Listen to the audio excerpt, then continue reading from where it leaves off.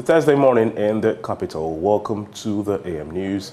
My name is Pakwesi Shandoff. Now, more than 30 civil society organizations say that they would hold a series of demonstrations if President Akufo-Addo fails to hit to cause to fire Finance Minister Ken Ofori-Atta at the call by the CSOs follow a move by members of parliament serving on the ticket of the ruling New Patriotic Party, who also petitioned the president to sack Mr. Ofori-Atta, who they argue has lost control over the economic affairs of this country, hence creating disaffection for the party at the grassroots. The CSOs also say that the president should also consider a reshuffle.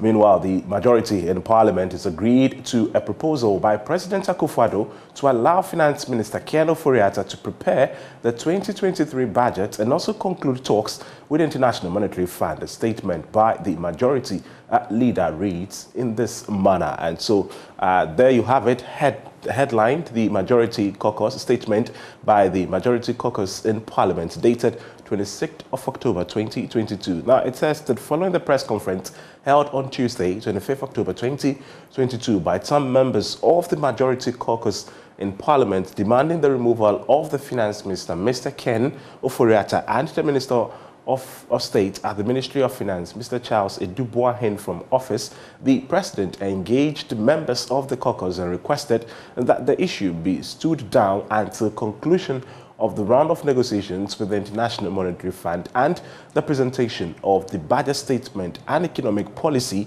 in November 2022 and the subsequent passage of the appropriation bill, after which the demand shall be acted upon. After deliberations among the Majority Caucus today, Wednesday, 26th October 2022, it was agreed to accede to the President's appeal. And you have there that statement duly undersigned by the Majority Leader and Minister for Parliamentary Affairs, Honorable Osei Mensah Bonsu.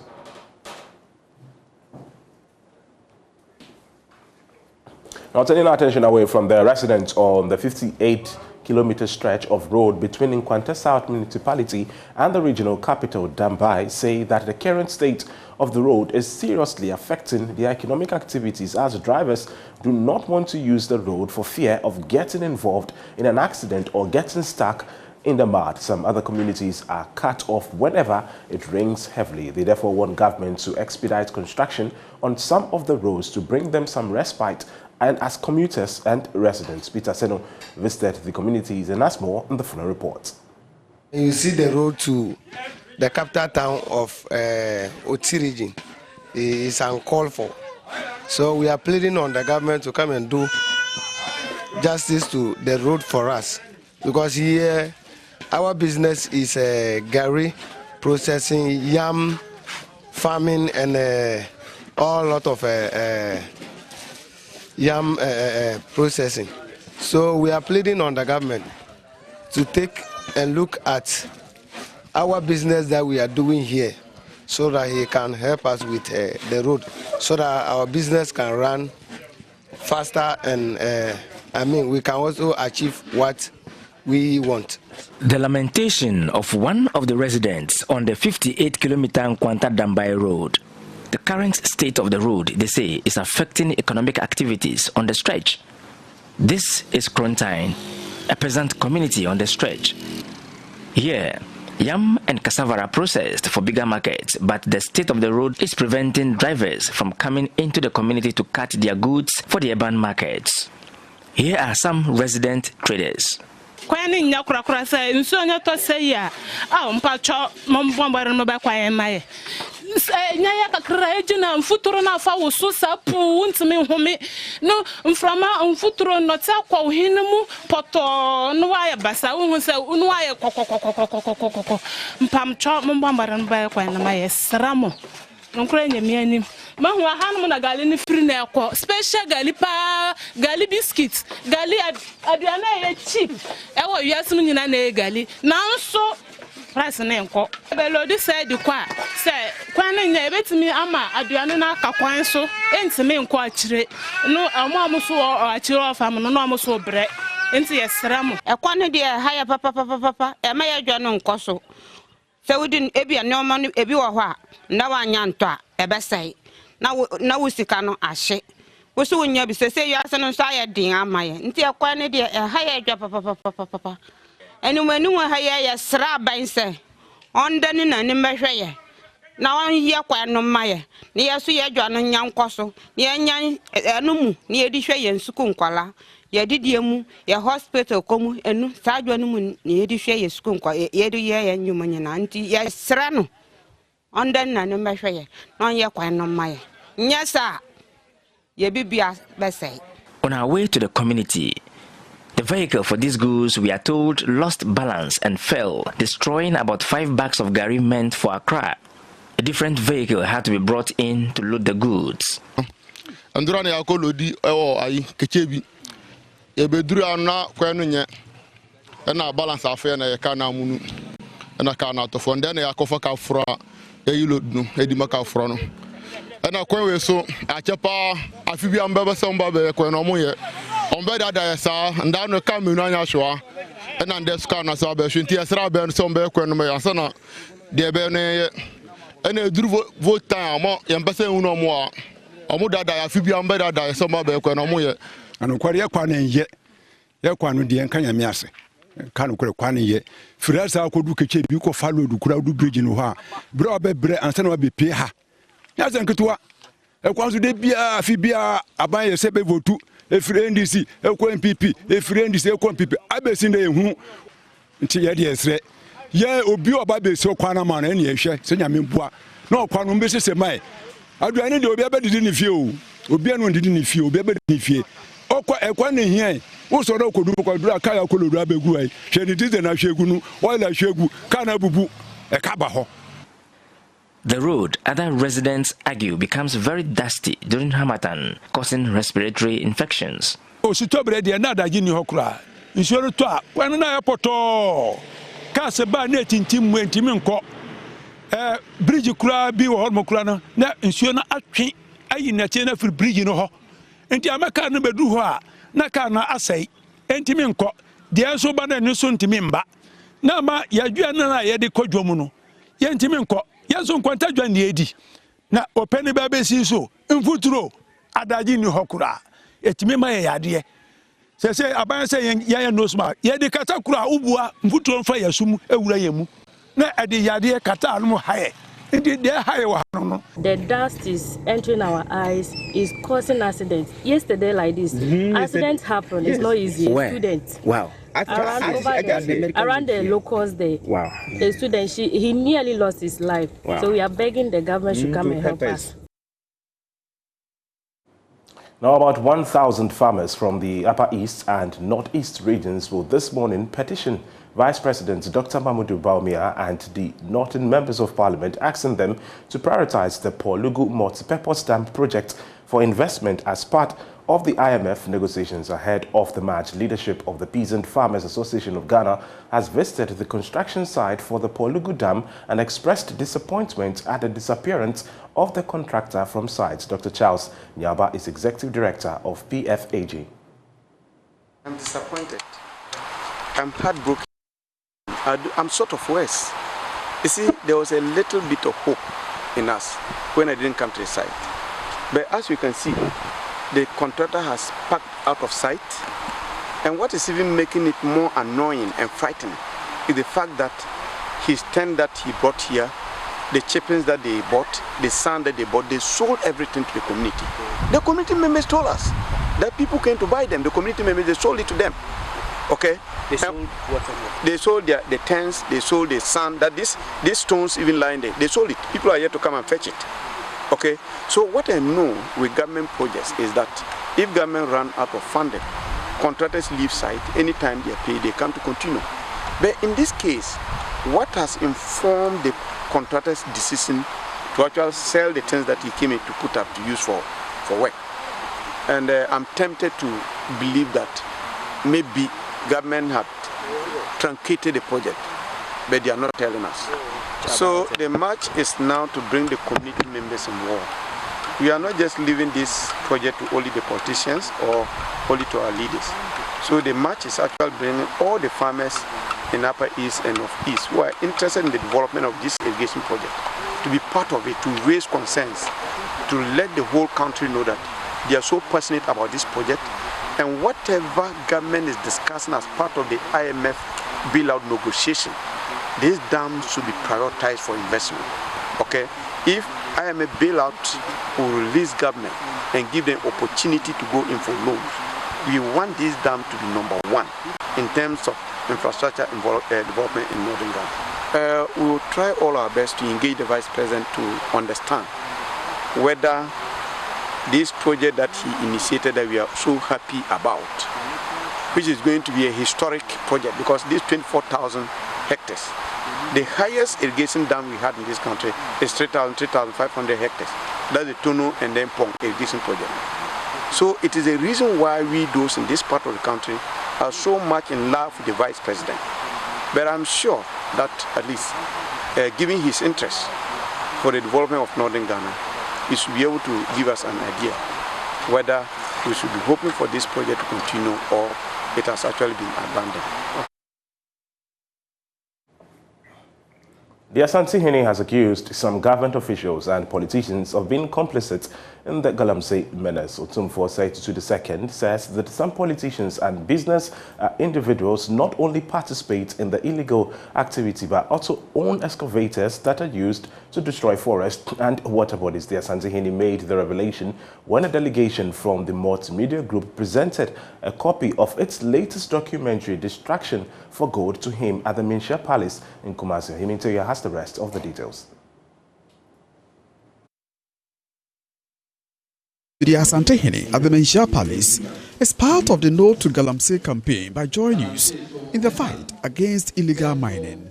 The Asante-Hene observed illegal mining operations have become so complex to the extent gold can be exported out of the country through the borders without being detected. Gold chrono enam airport nti ye wafidi e de chi gold wo ho na ye ni bi ho na ya kasa Galamsey enkrofo aye pindi eni en afra ye nyina se ya me ani amre ne ya ntwa no na pass ye concern bo eni ye betwa na de onu ye ni abamu mpanyimfo politics mo wo mu nyina ka ho greater wo ma to tobi businessmen for to tobi bebre enti kon no ye ko a e was ye me ne bre ne ko ya we ye koko a ye dua no e bedru baby no na fe de kokora e beka se cyanide ne ye abam ti ye ntobio.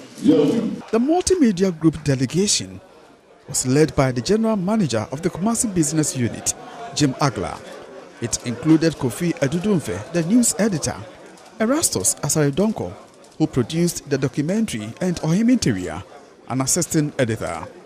The Asante-Hene promised to watch the documentary and take necessary action afterwards.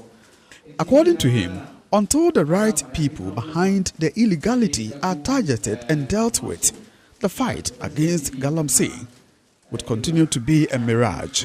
Me hwe de adwuma wo mai ni nyina no firi ho aye hu de be ya fa ho na no ane se ye nyina nim se Galamsey kure ya ye kan ye Ghana for na ne Ghana for ne di anim ne cha South Chinese yo hwan yo ana ayasem ya ye hu se nim nipa ye enso ye nim nipa ye nyina e kwa ni akotwa photo se nkwala no a atache wo ye hu se Galamsey ni atwe photo se ya chi Galamsey for gold no hwana jikoy. Erastus Asaridonko is happy at the advocacy role played by the Asante-Hene in the Galamsey fight. Otumfuo is the embodiment of power and advocacy across the world.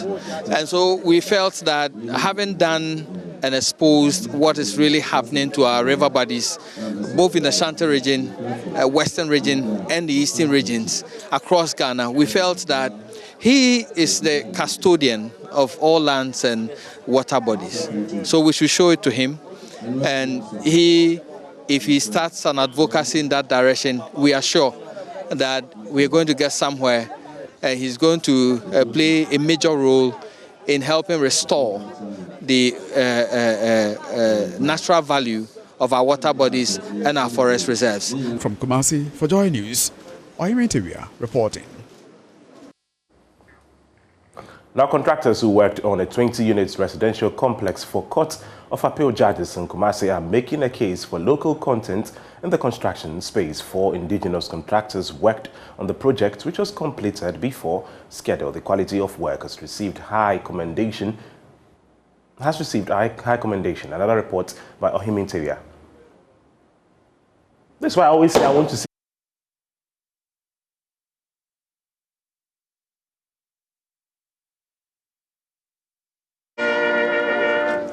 President Akufo-Addo in April last year, with the support of the Asante-Hene, cast off for the construction of a residential complex for Court of Appeal judges in Kumasi. The project was completed 3 months before schedule. The magnificent gated facility, sited on 7-acre land in Denyame, one of the prime areas in Kumasi, is not only tailor-made to suit the judges, but was constructed by local contractors with local materials. This is the fastest executed project I've ever seen. Ashanti Regional Minister Simon Mensah was first to make a case for the contractors. In less than 1.5 years, this project has become a reality and very magnificent. I think such contractors should receive a pat at the shoulder. And we need to get a list of such competent contractors. President Akufo-Addo, during the commissioning, commended the work of the administrator of District Assembly's Common Fund and the project contractors. The efforts of Chief Justice Enin Yabua, his predecessor, Chief Justice Sofia Akufo, the former Minister of Local Government and Rural Development, Hajia Alima Mahama, the current Minister for Local Government, Decentralization and Rural Development, the Honorable Dan Boche, Member of Parliament for Okre, and the Honorable Irene Toshi Addo, Administrator of the District Assembly's Common Fund, must be warmly commended. As indeed the work of the contractors who have brought us to this day. Project manager with FEDEMS Limited, Benjamin Fosu Asante, reviewed all raw materials, contractors and workers were sourced from Ghana, with majority from the KNUST. He says local contractors, when given the nod, can deliver without hitches. Everything that you see here, materials, the labor strength, the workforce, the engineers, all professionals, are local people, indigenous Ghanaians, and more importantly, from KNUST, the core technical team, the professional team.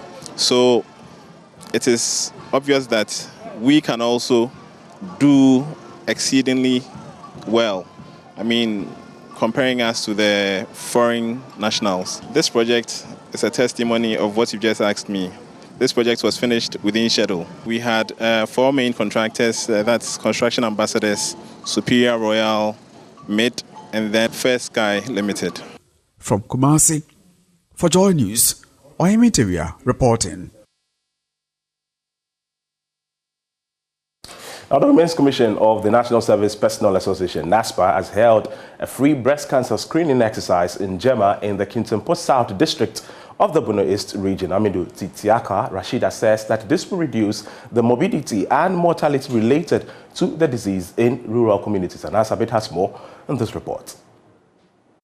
The most common cancer amongst women, and owing to the lack of awareness of the disease and in the absence of various breast cancer screening programs, particularly in rural communities, majority of breast cancers are diagnosed at a relatively advanced stage. To help address this and increase sensitization and awareness for early detection amongst rural women, the Office of the Women Commission of the National Service Personnel Association, led by the National WUCOM, Amidu Titiaka Rashida, held a breast cancer screening exercise in Jema in the Kintampo South District. We are doing free breast cancer screening, and then we saw Kintampo South to be one of the rural areas in the country. That is why we chose to come here. And then when we got here, going around some of the communities around the town, there are some people who don't even have any idea of what breast cancer is. And then this initiative has really brought them on board, and they are here. So we are here to educate them and also get them screened and encourage them to go to the clinic or facilities in every 6 months to do the breast screening, and then to also do self-screening on their own, like every month. Bertha Oforiwa Apia is the district's non-communicable disease control coordinator. She underscored the relevance of the screening and sensitization exercise and asked that new cases were recorded through the screening exercises. What I can say about the statistics in the district is that the women do not usually come unless we are in the month of October. Whilst we are creating the awareness, they are prompted to come to the facility. And as we started this screening and sensitization, we've recorded some cases, even among the youth. We had some with lumps in their breasts. We also saw some with their breasts in the latter stages. So as we started this sensitization and screening, we've recorded some cases and we've referred them to the facilities. Dr. Amadou Roda is in charge of the screening exercise. She encouraged women to take monthly self-examination of the breast as one of the surest ways of combating breast cancer. We should take advantage of this. Monthly self-breast examinations, very important. Every woman should do this. Every month, try to stand in front of the mirror, examine yourself. No one knows your breast better than you. And every 3 months, for those less than 40, every 3 months, you should go for the hospital for the clinical breast exam. And the women at 40, you have your first mammogram. Then from there, every 3 months, you can have your mammogram coupled with your self-breast examination and a clinical breast examination as well. Salahima of Jema, Nana Emisa encouraged women to stay away from self-medications and seek for early medical attention.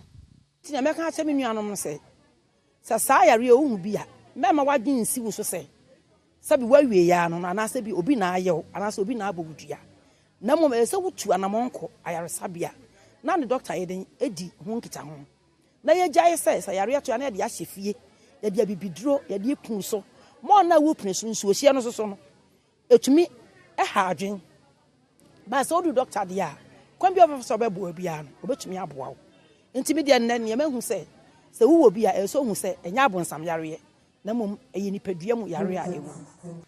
The exercise, organized by the Office of the Women Commission of NASPA, was supported by Nada Jinapo Foundation and other partners. Anna Sabit, JoyNews, Jema.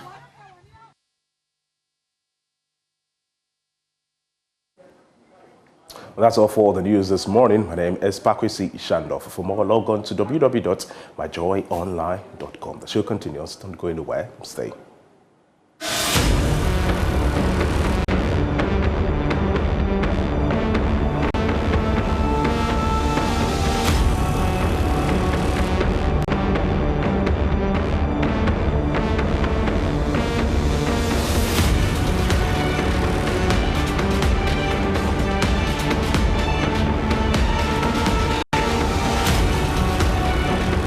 So welcome to the AM show. Time for us to bring you the papers. We have with us today Daily Graphic, the Ghanaian Times, the Daily Guide newspaper, the Business Finder, and the New Crusading Guide, as well as the Dispatch. So we'll be going into them today. We have legal practitioner Bobby Bunsen as our guest. So we'll go into the papers today and share with you. But what are they reporting? Daily Graphic says, embark on aggressive domestic revenue drive. That's according to ISA. And that story can be found on page 20. Now, promote good content. Chief Justice to NMC as he's swearing 2 new members. Constitutional review, cap ministers at 35. Majority, minority leaders propose. Wow, that's an interesting bit there coming from Parliament. The story says the 1992 Constitution has to be amended to place a limit on the number of ministers and justices of the Supreme Court appointed by the President. The majority and minority leaders in Parliament have advocated. Speaking at a seminar on constitutional review last Tuesday, the 2 leaders in Parliament were of the view that a lack of a ceiling for those appointments was unsustainable and a bane to good and efficient governance. For the majority leader, Ose Che Mensah Bonsu, the country needed not more than 35 ministers, including regional ministers, while the number of justices of the Supreme Court should be limited to 15. Minority Leader Haruna Idrisu, on the other hand, said ministers, including deputy and regional ministers, should not exceed 65, with the number of Supreme Court justices pegged at 13. So the majority leader says 15, minority says 13. That's a good number there. Now, at the event, the former Speaker of Parliament, Professor Aaron Mike Okwe, agreed with the majority and minority leaders on the need to cap the number of justices of the Supreme Court, but was of the opinion that a capping must be followed by other amendments to the Constitution. According to him, putting a limit on the number of justices of the Supreme Court without amending the constitutional provision on the automatic right of appeal to the apex court would be counterproductive. So, very interesting comment there. Now, again, on NSMQ 2022, PRESEC now 7-time champions, okay? And city depreciation not natural, according to KT Dadze. Well, the Ghanaian Times newspaper today says, fixing poorly performing city government to clamp down on black forex marketeers. That's according to President. Again, reduce size of government to help address economic challenges, according to the Institute of Social and Statistical and Economic Research. So he said there. Only plenary has mandate to determine fate of 3 MPs, according to Speaker. Many people have really challenged this ruling by the Speaker. Ghana Techie vowed to ratify DTAA to boost investment and bilateral trade. So on the fact of the plenary being the only one to decide the fate of the 3 MPs, it says the Speaker of Parliament, Alban Sumana Kingsford Bagbin, has ruled that only the plenary of the House has the mandate to determine the fate of embattled Dome-Kwabenya lawmaker Sarah Adjoa Safo, Asin Central member Kennedy Ejapon, and Ayawaso Central legislator Henry Kote. According to the Speaker, the report of the Committee on Privileges, like all other committees of the House, should be subjected to the scrutiny of the plenary. Quote, the Committee of Privileges is a committee of Parliament constituted pursuant to Article 103 of the Constitution. As a Committee of Parliament, the way in which the committee conducts its business is regulated by the standing orders of the House. Our orders specifically require that the recommendations of a committee must be subject to the consideration of the House, and that plenary plays an important role in choosing to adopt or reject the recommendations. Now, the rationale for this structure in that committees of Parliament is that committees of Parliament are microcosms and extensions of to the House as a whole.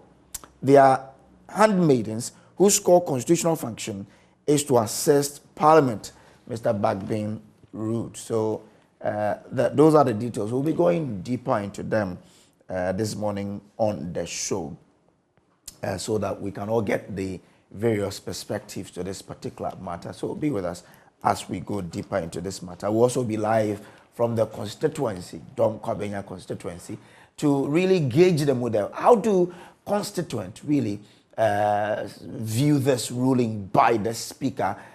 Do they think that their member of Parliament should lose her seat? What will be the recommendation from that constituency? We'll be live there to bring you all the interactions that we can get for you from Dome-Kwabenya.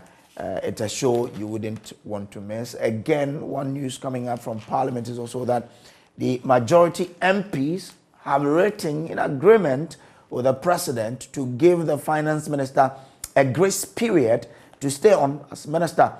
They want him to complete negotiations with the International Monetary Fund, the IMF, and also to conclude the negotiations first. We'll have a statement there that we'll be sharing with you shortly here for you to really get it now. That's the statement we've projected on your screens now. It says, following the press conference held on Tuesday, 25th October 2022, by some members of the majority caucus in Parliament demanding the removal of the Minister of Finance, Mr. Ken Ofori-Atta, the Minister of State at the Ministry of Finance, Mr. Charles Edubuahin, from office, the President engaged members of the caucus and requested that the issue be stood down until the conclusion of the round of negotiations with the International Monetary Fund, IMF, and the presentation of the budget statement and economic policy in November 2022, and the subsequent passage of the appropriation bill, after which time the demand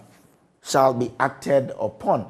Now, the statement continues to say that after deliberations among the caucus, that's the majority caucus today, Wednesday, 26th October 2022, it was agreed to accede to the President's appeal. And this is signed by the Honorable Oseche Mensah-Bonsu, MP, Majority Leader and Minister for Parliamentary Affairs. Interesting development there. We'll delve into it on the show today. So stay with us because we have a packed one for you. Now, again, President is saying that the government will clamp down on Black Forest marketeers because they have been fingered as being responsible for the downturn of the city. Now, President Nana Addo Dankwa Akufo-Addo has announced plans by government to drive black currency market operators out of business in Ghana. Now, the president said the government would not allow the black currency market to continue due to its impact on the strength of the city and the determination of exchange rate. The president made the announcement at a meeting between top government officials and Forex Bureau operators at the Jubilee House in Accra yesterday on poor performance of the city. The discussion centered on the state of the country's currency, the turbulence in the forex exchange market, and how the situation could be addressed. The president said the situation where the power market was driving the supply and rate of foreign exchange transactions was unacceptable. He appealed to the Forex Bureau operators to support the government's effort to tame currency speculators who had contributed to driving down the value of the city. He was emphatic that the black market must be eliminated from the financial space to arrest the pace at which the city loses its value against major foreign currencies. Quote, the initial impulse for the creation of forex bureaus in Ghana was that at a time when our economy was opening up and liberalizing, there was the need to find a mechanism for putting an end to black market operations on the country's currency. That was the initial impulse. So we will have these forex bureaus regulated by the Bank of Ghana to make access to foreign exchange in a regulated and controlled manner easier. Unfortunately, somehow, this initial motivation for the creation of the forex bureaus has still not materialized. Well, as you hear public commentators and commentators of the Bank of Ghana itself say, it is still the black market that is driving both the supply as well as the rate of our foreign exchange transactions. That for me is completely unacceptable, and we have to find a way to work together to drive the black market out of business, President Akufo-Addo stated. So those are some of the steps taken to ensure that the city has been arrested. So that's been reported by the Ghanaian Times there. Get a copy and get the details of the stories they share in there. Now, to the Daily Guide newspaper. Majority Speaker clash over Adwoa Safo. GMPC react to ASEP Imani claims. Nana slams black market for city fall. Bawumia prescribes new economic solutions. And 500,000 Ghana cedis boost for 26th GJA Awards. It comes with a photograph of the GJA President Albert Jumfo in a handshake with Professor Atu Duncan, who is founder of the Kwa mixture there. Okay. Now, let's go into the details of Bawumia prescribing the new economic solutions. Many have been asking, where is he? So he is speaking. Vice President Mahamudu Bawumia, doctor, has hinted of government's intention to implement, quote, bold, difficult but firm decisions, end quote, in the coming days to ensure fiscal discipline and debt sustainability. He said there was the urgent need for government to take some drastic measures to come out of its current economic challenges. These include the need to restore fiscal and debt sustainability, limit import dependency, and retain the chunk of the country's foreign exchange earnings.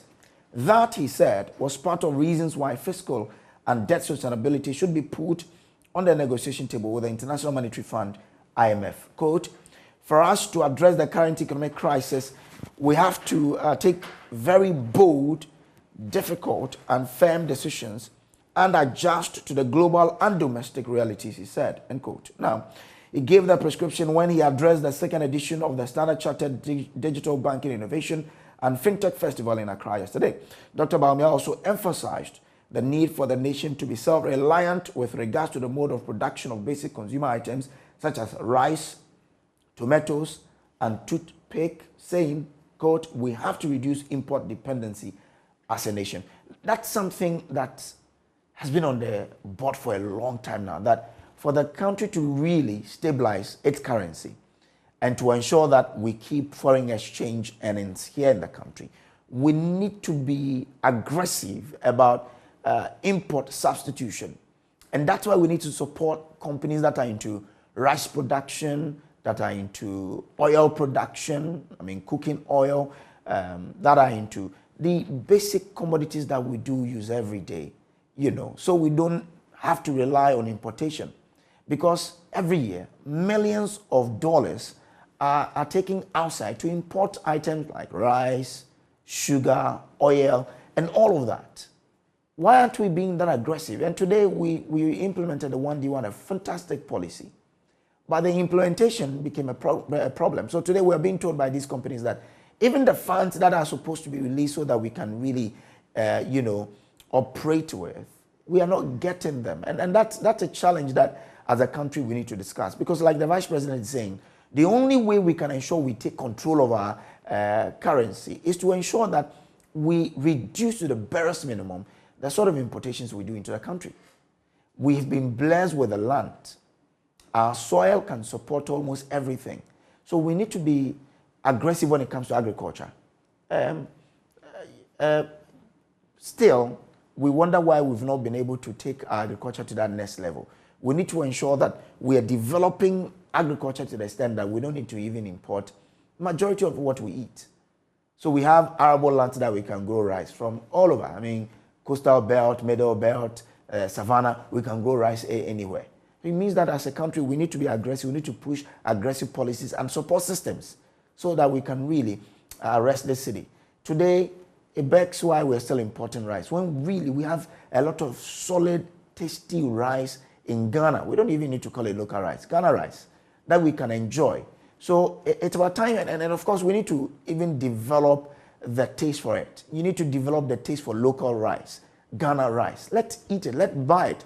And it all stems from us developing right policies that can drive home the fact that, look, we need to now look at our own. Like the way we did with the print, the African print. We said that, okay, on every Friday we'll wear African print, and it boosted the market. Can we do same? Can we find a way to ensure that we are really not just speaking, but we are doing things that will bring to the realization of this import substitution thing? We have to reduce how much we import rice. There's so many rice brands locally made in Ghana that we can really enjoy. So let's look at how we can really do it. Vice President has spoken, but I wish that we can move from the talking and really implement policies. 1D1F really was a fantastic idea. The implementation needs to be relooked at. We need to take stock of it and look at how what we can do to make sure that we stem the fall of the city. Oil today has been rising every day. You see on social media, go to the market, price of oil, cooking oil is jumping. I've seen on social media people marketing cooking oils produced here in Ghana. Can we find ways to expand their production so that we can really make sure we control the pricing as well? So the opportunity for us to control our city is here. But as to whether we are taking advantage of them is the question. And it's something that we need to look at as a country if we're really serious about taking charge of how our city depreciates. Now, GMPC is reacting to ASAP in the money claims. Now, the Ghana National Petroleum Corporation, GMPC, says its attention has been drawn to a publication by the African Center for Energy Policy, ASAP, and the Imani Center for Policy and Education titled, quote, How GNPC's Decisions Further Harm Ghana's Battered Economy, end quote. According to the GNPC, it was appalling, quote, that ASAP and Imani perennially spewed negative and unsubstantiated comment throughout the media, especially when they have not directly approached GNPC for its opinion. Nonetheless, GNPC is transparent and ready to provide any information to ASAP and Imani. Now, despite all GNPC's contributions to the development and well-being of the nation, the corporation is yet to hear a single positive or uplifting statement from Imani and ASAP, end quote. Touching on GNPC's financial performance in recent years, which is said the two civil society organizations reported as, quote, programmed losses for 2022, end quote. It said, quote, the two organizations make basic errors in their inability to distinguish between deficit financing and profit and loss. What GNPC presents to Parliament in its annual work program is what the corporation intends to spend on its activities and the sources of funding for such projects, and the means of financing the forecasted deficit, if any. These figures quoted by ASAP and Imani to represent programmed losses are in fact budgeted deficit for which the sources of finance are clearly stated in the work program. It continued, quote, it is based on these misrepresented figures that ASAP and Imani draw their conclusions that GNPC's operations raise significant debt concerns and that cumulatively the corporation's actions could cost Ghana between $5 billion $5 and $6 billion. These conclusions cannot be any further from the truth. Contrary to the assertions by ASAP and Imani that GNPC is a perennial loss-making organization, our financial statements show that in the past 10 years, GNPC has made a loss in only 1 year, between 2017 and 2020. The only year GNPC has made a loss was 2020, end quote. It further said the years 2020 and 2021 particularly were difficult years for GNPC and most other companies due to the COVID-19 pandemic. So GNPC, they're talking about or taking on, the ASAP and Imani for what they've been reporting in the media. So that's there from the Daily Guide newspaper. Okay, so maybe a bit of the story on the boost for GJ Awards. Now, Kwa Mixture Manufacturing Company Limited and the Center of Awareness and Global Peace Mission, Kwa GPM, are the headline sponsors of the upcoming 26th Ghana Journalists Association GJ Awards. The massive sponsorship deal is worth 500,000 Ghana cedis. The announcement was made by the President General of the Kwa Mixture Manufacturing Company Limited and Center of Awareness and Global Peace Mission, Professor Atu Duncan, last Friday, when the Ghana Journalists Association National Executives, led by Albert Kwabena Jomfo, its president, paid a courtesy call on him at the Kwa Mixture factory at Owusori Chrome in Cape Coast, Central Region. The GJA president explained that the purpose of the visit was to introduce the new national executives of the GJA to Professor Atu Duncan, solicit his support and invite him to chair the launch of the Journalist Support Fund on November 2, 2022. Professor Atu Duncan explained that his support for the GJA stems from his belief that it promotes democracy and peace. So that's a bit on that from the Daily Graphic. Now, let's do Business Finder now. And let me remind you that you can share your thoughts with us on the show on our various social media platforms. We are talking today about Parliament. We're looking at the ruling by the Speaker, Albert Bagbing, that the recommendation by the Privileges Committee that Adwa Safo should lose her seat must be decided on finally by the plenary. Now, you remember that prior to that, the minority side of the House disagreed with the suggestion, but majority side of the House agreed with it. So it sort of tells you where this battle will go. Now that the Speaker has ruled that the plenary must decide, it means that it will be a tussle between the minority and the majority.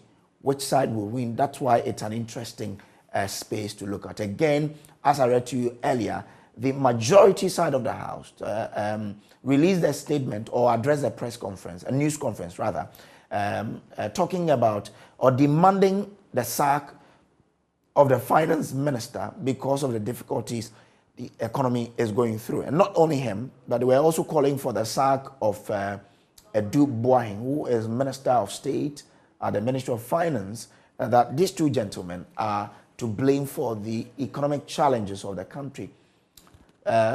Subsequent to that, the President, Nana Addo Dankwa Akufo-Addo, met with majority caucus of the House to deliberate on the matter. And from what we heard, he proposed to them to allow him to stay on, allow the finance minister and the other person to stay on to conclude negotiations with the IMF and to present the budget. Now we are hearing that they should stay on till the appropriation bills have been passed by Parliament before they can step aside. Today, we're hearing that the majority side have consented to that request by the President to say that, well, we'll allow them to stay on till the negotiations are completed with the IMF and the 2023 budget is presented in November and the appropriation bills passed before would then call for their head. But it's an interesting space to watch because people are asking that will it just end at the passage of the appropriation bill, and will he negotiate the deal with the IMF and for someone to come and implement? And so it's an interesting space, and people are watchers of Parliament are saying that it's an interesting thing for us to watch to know how this will go. Will the President really ask the finance minister to step aside after that deadline, or something else will come up? Let's see what will happen. But let's go into the business finder now. And government to tighten foreign exchange regime to restore stability and fiscal discipline. That according to Vice President Alhaji Mahmoud Bawumia. Job creation, YEA starts recruitment of 15 youth. It comes with a picture of Kofi Japan, YEA CEO. Newmont most outstanding mining firm. Okay. Now, let me share with you that bit on tightening foreign exchange regime. Vice President Dr. Mahmoud Bawumia has hinted government is working at tightening the country's foreign exchange regime as part of measures to restore the stability of the local currency and ensure fiscal discipline. According to him, we cannot address the current economic crisis without addressing the fiscal and debt sustainability issues, without addressing production challenges, without addressing foreign exchange losses. Speaking at a two-day Standard Chartered Digital Banking Innovation and FinTech Festival in Accra, Dr. Bawumia said the government was aiming for a slowdown in economic decline, hoping that a recovery in key fiscal ratios will help to send the right signals to currency market and lower the cost of borrowing. The theme for this year is okay. So, I mean, it's about what government is doing to get the economy to be back. Now, Dr. Bawumia says, and I quote, in Ghana, for example, if you look at between the 2019, so between 2018 and 2019 and today, we've seen about a 5-fold increase in the rate of inflation. Go to next door Togo. We've seen about a 16-fold increase in the rate of inflation. Côte d'Ivoire has seen about a 7-fold increase in the rate of inflation. And the UK has seen an 8-fold increase in the rate of inflation. And this has also been accompanied by a very strong dollar, which has seen currencies really fall in value. Yesterday, I was told that the Chinese yen is at its lowest level since 2007. The new British Prime Minister, Rishi Sunak, was basically described the UK's economic situation as a profound economic crisis. So what we are seeing globally, of course, with the disruption of global supply chains post-COVID, is a major change in what was the status quo before COVID. The global economy, as we know it, as it existed pre-COVID today, does not really exist anymore. Emerging market access to the capital market has been very restricted and may continue to be restricted for the foreseeable future. And more we are seeing economies rethinking economic strategies. But there is a clear move towards more self-reliance in economic policy. And that's what the president, the vice president said there. Well, let's see how this will go. Let me bring you details of the YEA creating some 15,000 jobs for some youth. Now, the Youth Employment Agency, YEA, has commenced recruiting recruitment of 15,000 youth nationwide as community protection assistants, CPAs, under a working collaboration with the Ghana Police Service. This is in pursuance of the agency's mandate to create jobs for unemployed youth to help the Ghana Police Service deliver its preventive and social community policing mandate. Chief Executive Officer of YEA, Kofi Boa at Japan, believes that empowering youth people, that empowering young people through the creation of, so it is Kofi Ba Japan, through the creation of stopgap measures, promotion of skills training and entrepreneurship is a major means of reducing unemployment while ensuring economic growth. Now, a national fiscal examination exercise across all the district offices as part of a process to shortlist the first batch of 5,000 applicants into the module is in progress. Scores of young men and women who are trooped to the YEA district offices in all regions were seen going through assessment of their height, visual examination, and physical appearance, among others. Mr. Ejapon, who embarked on a tour of some examination centers together with some members of his management team, said this is an opportune time to be recruited as a beneficiary of YEA. He assured the beneficiaries of consistent flow of their stipends at the end of the month and a possible increase in the stipends. Oh, okay. Mr. Ejapon committed to ensuring that most of the beneficiaries with the requisite certification, skills, and knowledge will be drafted into the mainstream police service during enlistment. Okay, so that's by the YEA CEO there, Kofi Ba Japan. Okay, so we've been joined on Zoom by legal practitioner Bobby Bunsen there. Bobby, good morning. I trust you're well. Good morning, sir. I hope you are well too. I am well. Thanks for having me. Great to have you. Now, there's been recommendations, and I think from your background, I would want us to deal with the legal issues. Now, on constitutional review, the majority and minority leaders both propose that there should be a cap on ministers at 35, and then also cap on the justices of the Supreme Court. Now, for majority leader Oseche Mensah-Bonsu, the country needed not more than 35 ministers, including regional ministers, while the number of justices at the Supreme Court should be limited to 15.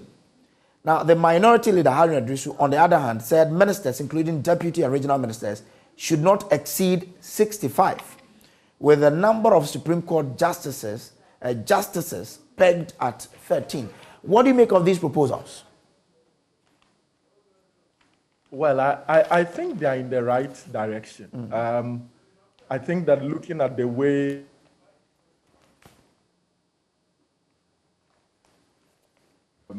the perception that in instances has been abused, it's only fair that at a point in our constitutional dispensation, we put a limit on the discretion of the executive to appoint members to these public offices. I think that if it's put at 35 or 62, as it were, and or as is being proposed, and the appointment to the Supreme Court is also pegged, it would take away some of the perceptions that people are appointed there, especially with the ministerial office, that is a reward for political loyalty, not necessarily because that you have the ability to deliver as a leader in that particular public space, and as it were. So I think it's not a new call. It's been there for some time. It's only come up now because we are facing a lot of economic difficulties, and the expenditure by the government is really huge. I hope that beyond making these calls, they would actually take steps. And I'm happy both the minority and the majority leaders are in sync on this. They would actually take steps to ensure that these constitutional provisions are reviewed in accordance with law. And it will not be the first time, like I said, that these calls have come up, except that there have not been political will to carry it through. So I'm hoping that it will not be a mere rhetoric, but there will be the political will to carry this through as soon as possible. But what do you also say about the fact that if you peg the Supreme Court justices to say 13 or 15, you would have to look at the number of men at the apex court to handle the cases there. So other, amendments should have to come, isn't it? Because without that, you'd have a lot of cases being sent to the apex court and you wouldn't have men to handle. Well, I believe that there will be other ancillary amendments to the Constitution to cover or to make sense of some of these two main proposals. In certain jurisdictions, it's not every case that would go to the Supreme Court, for instance. In certain matters in some jurisdictions, appeals terminate at certain points. You don't always have to go to the Supreme Court, so that it will lessen the burden on the Supreme Court justices. If they are 15, for instance, and they have this current, for example, the current rate of work that they are doing, then it will not be fair to expect that these 15 alone will be able to discharge or will be able to dispense justice timeously because of their work burden. So I'm sure that if a full-blown analysis is done on the issue, and I believe some work may have been done by the Constitutional Review Committee set up by the late Professor Mills in this regard. If they go back to look at it, then it will be a full-blown review that will cover the ancillary fallouts from these proposals. Okay, let's do the Ghanaian Times now. And only plenary has mandate to determine fate of 3 MPs, according to Speaker. This ruling has really attracted a lot of reaction. Now, the Speaker of Parliament says that the commendation or recommendation by the Privileges Committee should be subjected to approval by the plenary because the Privileges Committee is a subset, for lack of a better word, of Parliament, and therefore their decisions has to be subjected to the plenary to then firm it. But the majority leader believes that the Constitution says that, in particular to an MP absenting him or herself from Parliament, it is right that when the Privileges Committee determines, it stands and it's not subjected to the plenary. You are someone who understands law. So what really is the understanding of that provision in the Constitution when it comes to members of Parliament absenting themselves from the House for a number of days without, express approval of the Speaker? Well, I'll be careful to go into what I think the position is because I've heard the majority leader expressly say that they are going to test this. I don't know whether in court or still in Parliament. So I'll be careful to prejudice the outcome, except to say that you would have 2 members of Parliament who have possibly served the longest. The Speaker of Parliament, I believe, has served since 96 or so, or 92. 92. And the current 92. So let's even say 93 because they began in 93. 93, sure. The current majority leader has also served very, very long terms in Parliament. So they are, for lack of a better word, the 2 most experienced members, or 2 of the most experienced members when it comes to the interpretation and application of the standing orders of Parliament and the relevant constitutional provisions. If they have divergent opinion on this, I think that it's good for our democracy for it to be interpreted and applied. It will not be the first instance. I would want to see the steps that the majority will take. For me, I think that the committee that discussed this issue made recommendations, and this committee is made up of members of the of Parliament, for lack of a better word, both from the minority side and from the majority side. It is not for nothing that the Constitution decides that there are certain matters that must be discussed at the committee level. And what the committee level says is final. We have very clear constitutional provisions on that. And there are some matters that the Constitution says should not go to the committees. They are discussed in the preliminary. So I think I agree more with the majority leader on this. But again, because he has indicated that he would want to test it, I would want not to delve into the details and then see the processes that they will take next to ensure that there is finality to the interpretation and application of this provision. Oh, okay. But sometimes, isn't the Constitution too clear that it doesn't need any further interpretation? You are a lawyer, because if the Article 97(1)(c) says that a member of parliament shall vacate his seat in parliament if he is absent without a permission in writing of the speaker and is unable to offer a reasonable explanation to the parliamentary committee on privileges. Isn't that a straightforward, provision by the constitution that if you absent yourself without express approval of the speaker, and again you are not able to offer a reasonable excuse to the privileges committee, you vacate your seat? It's not straightforward. Is it open to interpretation by anybody? Yeah, that is why I said I seem to agree with the majority leader's position on this, because in my opinion, I think that is quite straightforward. But there again, the issue of constitutional interpretation, there are clear-cut situations where the Supreme Court has said if they are clear, they are not subject to any form of interpretation. But this is a situation where what a majority think, or what some people think to be clear constitutional provisions that do not need interpretation, these provisions have been interpreted and applied by a public officer, no less of a person than the Speaker of Parliament. And so I think that if this matter goes to the Supreme Court would have to look at the interpretation and application applied or preferred by the Speaker of Parliament vis-a-vis what the majority leader is advocating, and then try and arrive at what is the definitive interpretation of it. There have been instances where Supreme Court have interpreted and applied what otherwise seem like clear constitutional provisions, but because there are different effects when the wordings are applied differently, even a comma can make a world of a difference in such matters. So okay. I think that it will be interesting for the Supreme Court to assume jurisdiction, its interpretive jurisdiction, and then interpret these provisions if the majority leader takes that step. Okay, so I'll let you do final paper. The Delhi Dispatch says there's an open letter from an MPP MP. It says, Mr. President, what if Oforiatta is sick? Will you ask the IMF to wait for his recovery? That's an article, an MPP MP, or a letter that an MPP MP has written to the president. Over the last 3 years, Ghana has seen 5-fold increase in rate of inflation. We must be bold, according to Baumia. Ghana is first in mobile money interoperability in Africa, and government begins negotiations with military for new salaries and allowances. But let's deal with the Oforiatta one. Now, the MPs have agreed that, well, the president says he should stay on till he concludes negotiations with the IMF and presents the 2023 budget in November. What do you make of what's happening with regards to the calls for the minister to step aside? I would want to say that Ghana is bigger than any other person.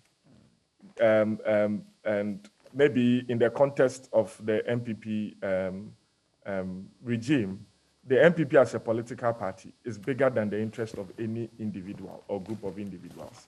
I think that if the president had a private company and the CEO had led the company the way we have seen the country the way we've seen the finance minister manage the financial affairs of this country, I don't know if the president would want to wait, as he is asking us to wait, for his MD to conclude negotiations as we see it. I agree with the call that the finance minister may have lost credibility with the International Monetary Fund or other stakeholders in that space because of his earlier comments, and we should bite the bullet.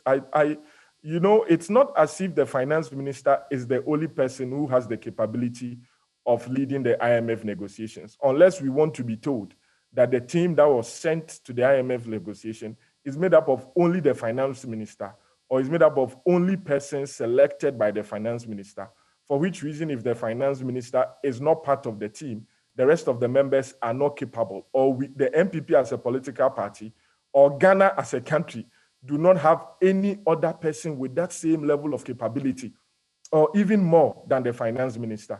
I think that we are opening ourselves as a country to political ridicule.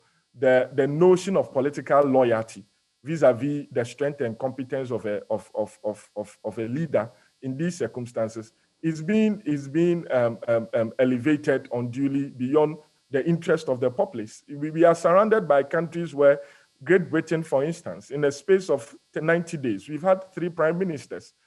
They didn't say that let's wait for I think it's Loss, or I've forgotten her name, to complete the process. You mean Les Truss? Yes, Les Truss. Yes, they didn't say let's wait for the finance minister, the chancellor who was appointed. Okay. Kwesi Kwarteng was there. He was asked to step aside, and then Rishi Sunak was brought in as chancellor. That's what I'm saying. That if we find ourselves in such situations, the person who took the country there, I don't think is competent to lead us out of it, with all due respect. Okay. And the excuse that let's wait for him to finish.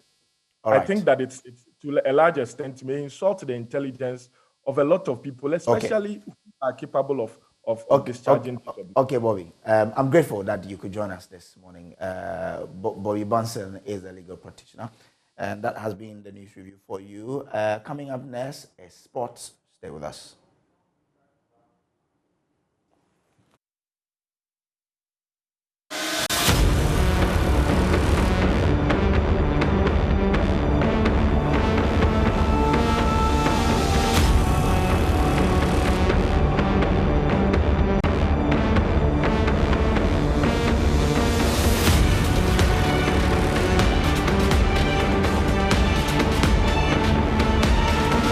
Good morning. Welcome to AM Sports here with me, Muftau Nabila Abla, President of the Ghana Football Association. Kurt Okreko has revealed the Black Stars will be camping for the FIFA World Cup on November 10. According to him, the team will be in Qatar for 3 days before leaving to Qatar for the tournament on November 18, a day after a final match against Switzerland in Abu Dhabi.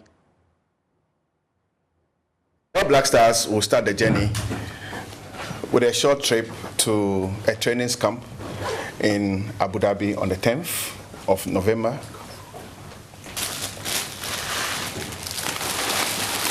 We expect the last batch of the playing body and technical team to arrive by the 14th, which is the deadline given to all clubs in the world to release the players. 10th November. On the 17th, we'll play an international friendly against Switzerland in Abu Dhabi. And then on the 18th, we will depart finally to the tournament country or city, Doha. So, President, our opening game of the tournament on the 18th. On the 18th. Our first game of the World Cup will be against Portugal on the 24th of November. Mr. President, with your support, I believe that the team will be ready, and we are ready to make our nation great and strong. We hope that we'll go all the way because we have quality intangible assets. We have a quality technical team.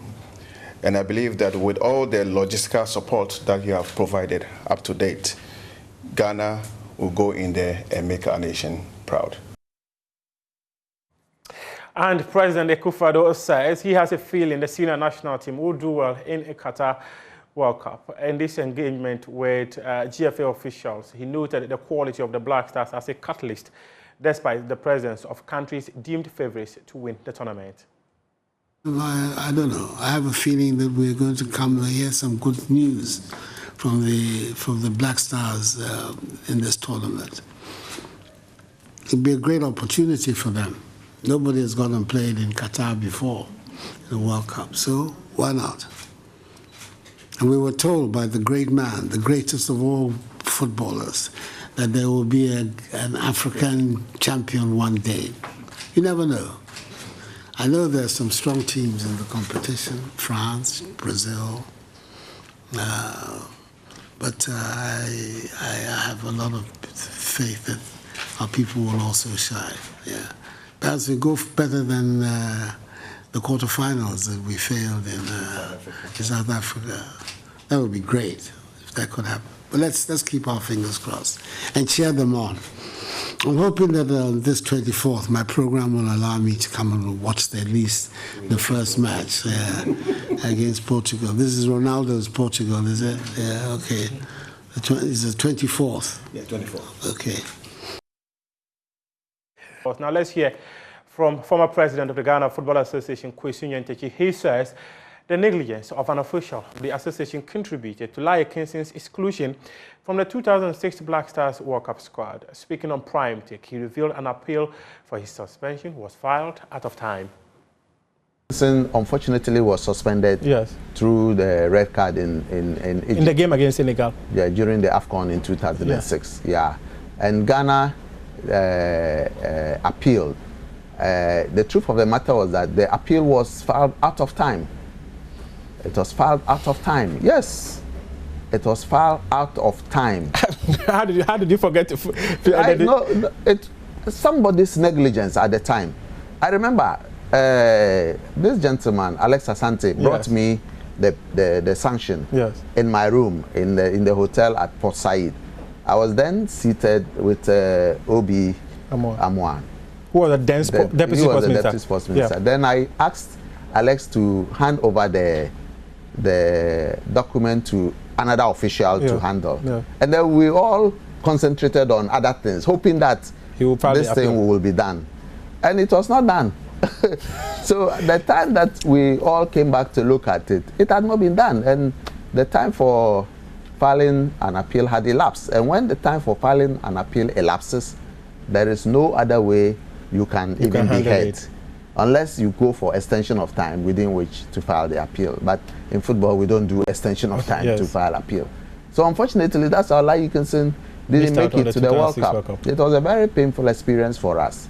Nevertheless, we went to the World Cup, lost the first game to Italy, but won the two subsequent games and made it to the second round. And Czech Republic. Unfortunately, we met the almighty Brazil.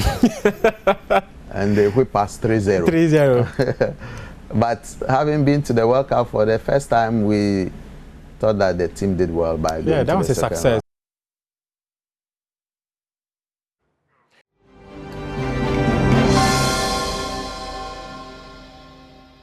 House has been deeply divided over what should happen to Dome-Kwabenya MP Sarah Adwoa-Safo after it was established that she absented herself from Parliament for more than the constitutionally allowable days. The Privileges Committee recommended that her seat should be declared vacant. The majority held the view that the committee's report must be final. The minority disagreed. The Speaker has now made a decision. It goes without saying that the preliminary objection of the majority leader to the admissibility of the motion for consideration of the report of the committee is hereby dismissed in limine. Representation is so crucial that it cannot be left to the subjective view of any person or group of people, but the whole House. Reacting to this ruling, Majority Leader Osei Mensah Bonsu described the Speaker's decision as unfortunate and not sound in law and said they would challenge the ruling. And I'm expressing my discomfort with this unfortunate ruling that you have made. I totally disagree. I think it doesn't sit with the Constitution and with your own earlier statement that you made in this House relating to this same thing. Very inconsistent. To that extent, Mr. Speaker, I'm serving notice. We know what to do. We come with a substantive motion to challenge your ruling, which I find very obsequious. Very obsequious. And it doesn't sit in this House. This response from the Majority Leader generated some exchanges between him and the Speaker. That word, offense against the Order 93, and I'll ask you to withdraw that word and apologize to me. Is it the first time the word unfortunate has been used in this House? Or you want to reset the rules of this House? The Table Office of Parliament will now table this motion before Parliament for a debate and then a vote. Now that the minority is backing Sarah Adwoa-Safo, it is left to be seen whether some majority MPs will also do the same. Mind you, this decision of the Privileges Committee also involves Honorable Kennedy Japan and Honorable Henry Korte, who have all been pardoned according to the committee's report. This will now be subject to the decision of the House, whether or not the decision will be ratified by the House or the House will take a contrary decision.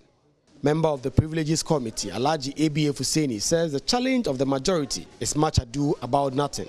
The utterances of the majority leader, Honorable Chairman Sabosu, who has had a very long career in this House and is conversant with the rules of the House. I mean, in the first place, when a matter, Mr. Speaker refers a matter to a committee of the House, that committee reports back to the House. For Joy News, Kweku Asante, Parliament House, Accra.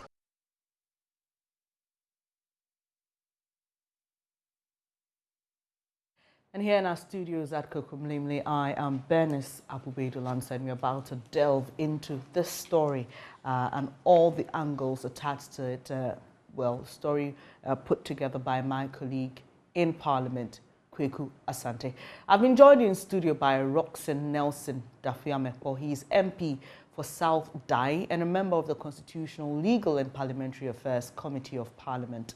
And via Zoom, we have Dr. Bernard Tutu-Buahini, lecturer in marketing, University of Education, Winneba, and a political marketing consultant. Welcome, gentlemen. Let me start with you, Mr. Dafiamepo, in the studio, because there's been a lot of back and forth, especially about Adwoa Safo's case. You know, the two others who were invited, they came, we heard them.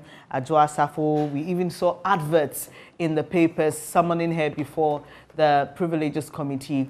Quite a lot of interesting things happening, specifically about her absence in Parliament. Would you say that this was expected, this point that we've gotten to? Yes, first of all, let me say good morning to you and to my constituents in Southern, Peki, Pali, Peve, Tongo. I just got back. It's been very hectic 2 months out doing party work. Okay. And, we just had our constituency elections. And let me use this opportunity to congratulate all the my constituency executives, those who were retained and those newly elected to come and serve their constituency for until 2025. Now, the issue that you raised, yes, I expected that we'll get here, and it may even drag beyond this. Specifically because you see, when the Constitution makes provision for some procedures to be followed, it is those procedures that we have to follow. Okay. So in respect of Adwoa Safo, what is the issue? A lot of people are raising the issue that Article 97(1)(c) is clear. What is clear about that? The Constitution has made a provision for certain procedure to be followed.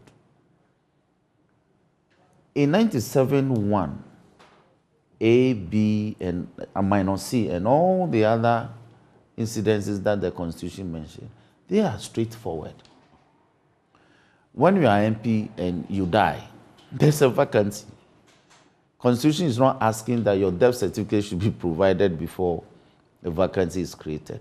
The news of your death is what creates the vacancy. You are no longer alive to perform your duties as an MP. And that is as simple as that. So a replacement ought to be found. When you resign, that ends it. No other procedure is to be followed. You have tendered in your resignation, you've announced your resignation, you are leaving Parliament. That ends it. So the processes will have to be kicked in for your replacement to be found. When you are elected a member of Parliament, and you are favored to be elected also as a Speaker of Parliament, the Constitution says you cease to be a sitting member of Parliament. So when that happens, no other information is required. No other processes are required. The Electoral Commission will be notified for your replacement to a by-election. Now, excuse me. When you are elected on the ticket of, say, the MPP into Parliament, And whilst in Parliament, you decide to say that you want to do business with the NDC, you cross carpet, you lose your seat. So a replacement will have to be found for you. But when it comes to 97(1)(c), which we're dealing with it. Yes, it's a very special provision. Special in the sense that a complaint has to be made. There has to be a complaint. That you've not been coming to Parliament.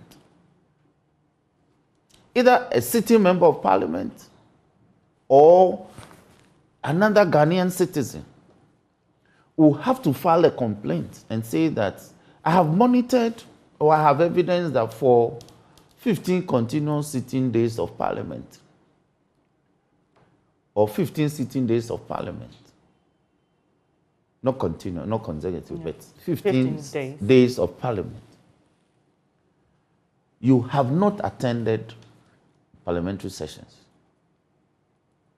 So you should be removed. When that complaint comes, the Constitution is silent on the use of the phrase prima facie. But you see, those matters are, the admissibility of those matters are in the bosom of the Speaker.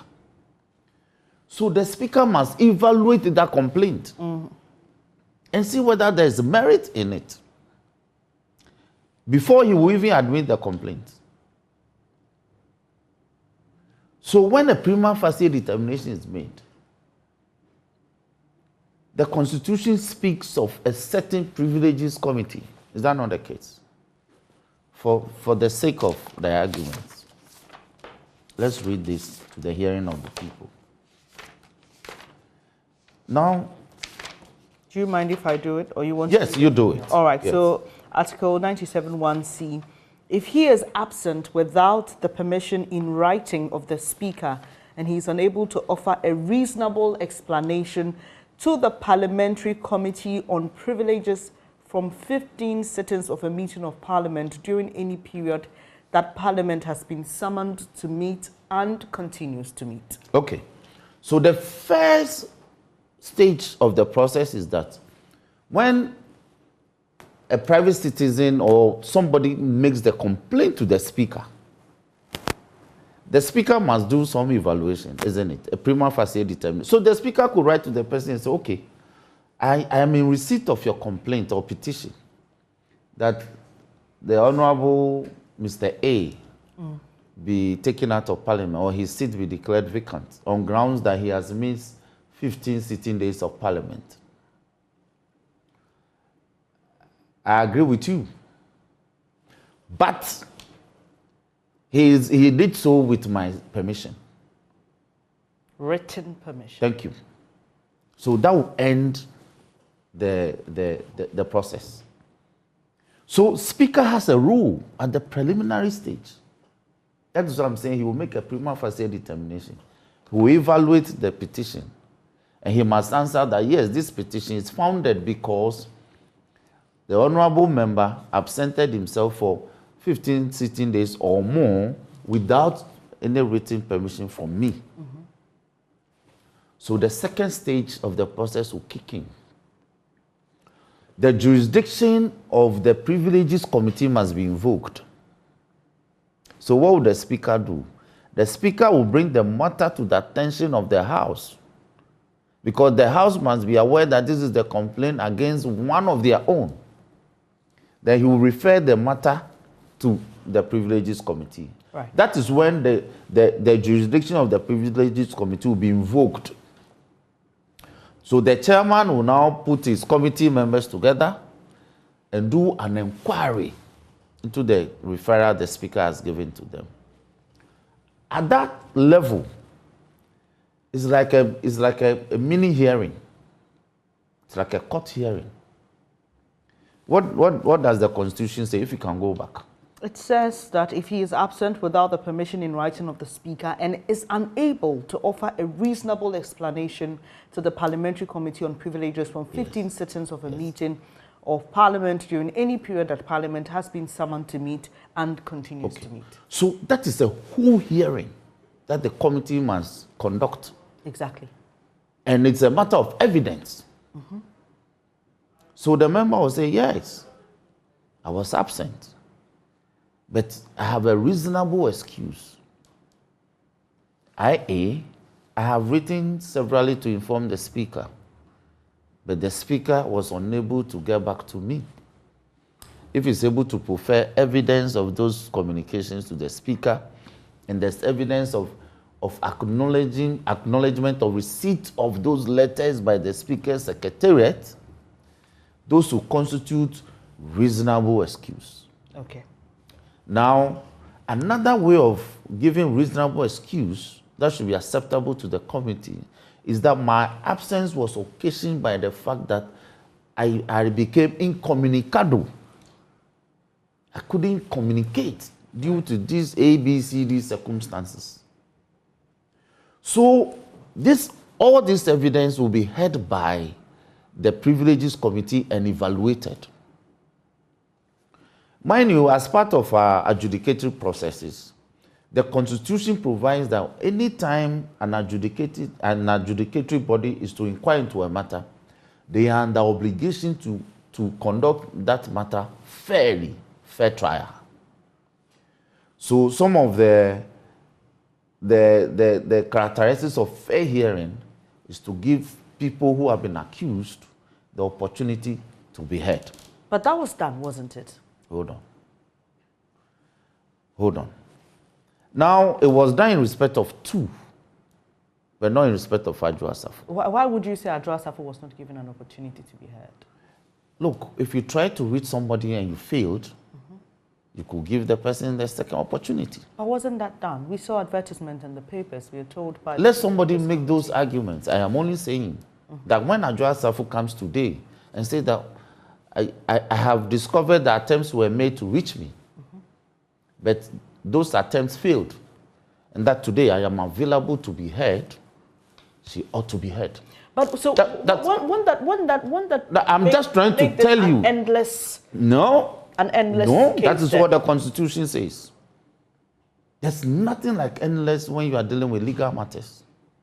There has to be an exhaustion of the process. So you are a lawyer. Help Yes. us understand. So Yes. you're saying that the processes that the Privileges Committee went through are not exhaustive enough for it to say that it has arrived at a decision on Adwoa Safo? Was Adwoa Safo ever heard? She was given the opportunity to be heard. Which opportunities, including publication? Exactly. Didn't Adwoa Safo subsequently tendered in her resignation to the presidency from this government as a minister of state? She did. Thank you. So it presupposes that she's available. So under law, we are obligated to offer her another opportunity. That's all I'm saying. Okay, let me. But let me finish the process. Right. When the Privileges Committee is done with its work, they must come back to plenary with a report. The Privileges Committee, under this provision, has no power to make a decision. Indeed, no committee in Parliament has the power to make a decision, except one or two committees. And permit me to interject again. So, I mean, I'm not a lawyer, Yes. but reading what the Constitution provides, Yes. it doesn't appear to me that the Privileges Committee should even make a decision, because the Constitution is explicit Yes. that if the person is unable to offer an explanation why they've been absent for those number of days, Yes. they must vacate their seats. So No. it's almost like an automatic thing. No, it is that you see, that confused use of the phrase automaticity. It's troubling. Okay. You are supposed to be heard by a committee. Yes. Now, when the committee hears you, they say something must happen. When a committee is done with its work, there's a procedure they must follow. So, do you understand the point I'm making? The committee doesn't take decisions. They make recommendations. They will give the background to the matter. They will state the facts, the findings of facts. Then they make recommendations to the entity that refer the matter to them. And that is plenary. And that is to speaker. Now, how does Parliament take decisions? Parliament takes decisions by voting on issues. So in this case, what will Parliament vote on? Will Parliament vote on whether, that is, if Adwoa Safo ever spoke? Will Parliament vote on whether the explanation is reasonable enough? Because I'm just trying to understand. The Constitution says, look, the person will vacate their seat if they are unable to offer an explanation. Privileges Committee comes and says, well, the woman, we've invited her, she's never appeared, we haven't heard her explanation, so what do we do? Thank you. Exactly. Exactly. So Parliament will now have to decide on the report of the committee. So your issue is that Parliament will have to, then the House will have to decide on the way forward, not necessarily on whether the decision to say that her seat is vacated is right or wrong. Thank you. Is that what you're saying? Because when the committee brings the report, it must be adopted. It must be, first it must be laid, seconded, debated, and the contents of the report adopted. Parliament has the power to reject the entire content of the report and ask the committee to go back and do a better job. Right. Adopt some, reject some, or adopt everything. So what has the committee done? They've made recommendations. Parliament will now debate the content and take a decision. Right. Now, the content of the report is also very intriguing, because if a witness is unable to appear before you, what recommendation would you be making in respect of his or her fate as an arbitral body?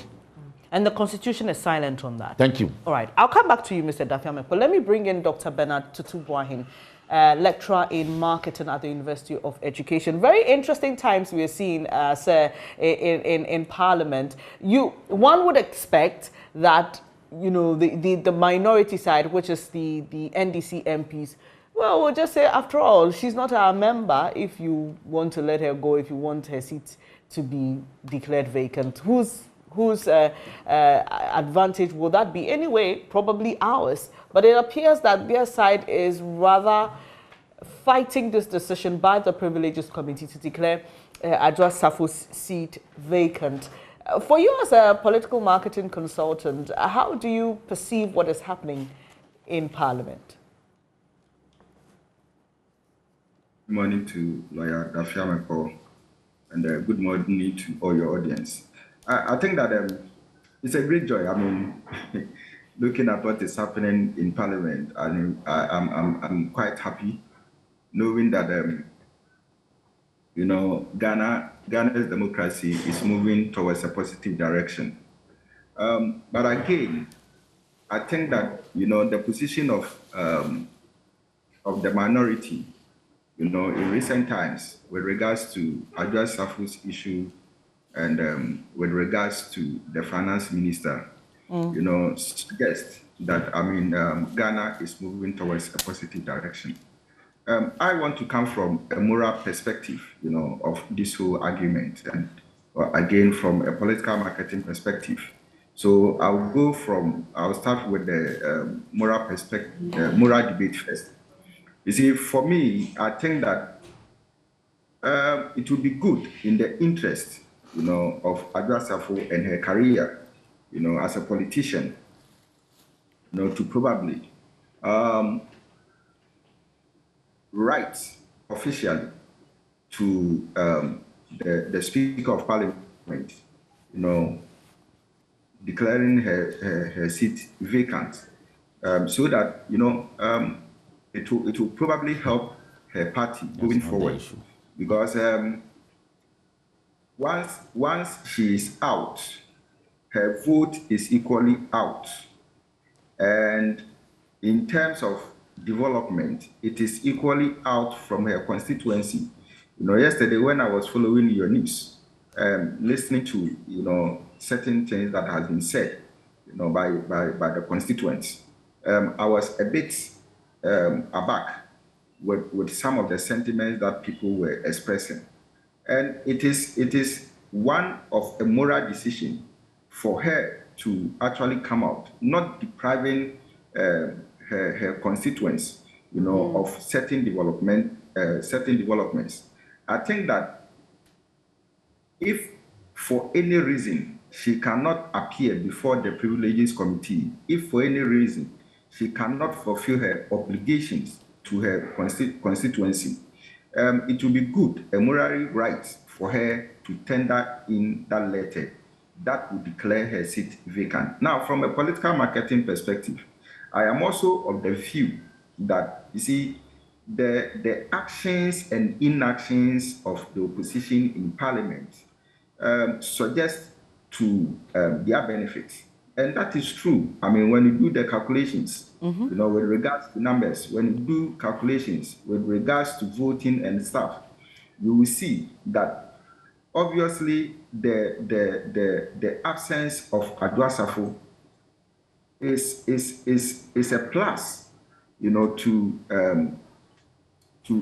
the numbers or to the decisions of the opposition party, and that if Adwasafo and even the majority in Parliament, as they have already indicated, led by the majority Speaker, Honorable Oseche Mensah, I think that if there is anything to go by, somebody should lead that campaign.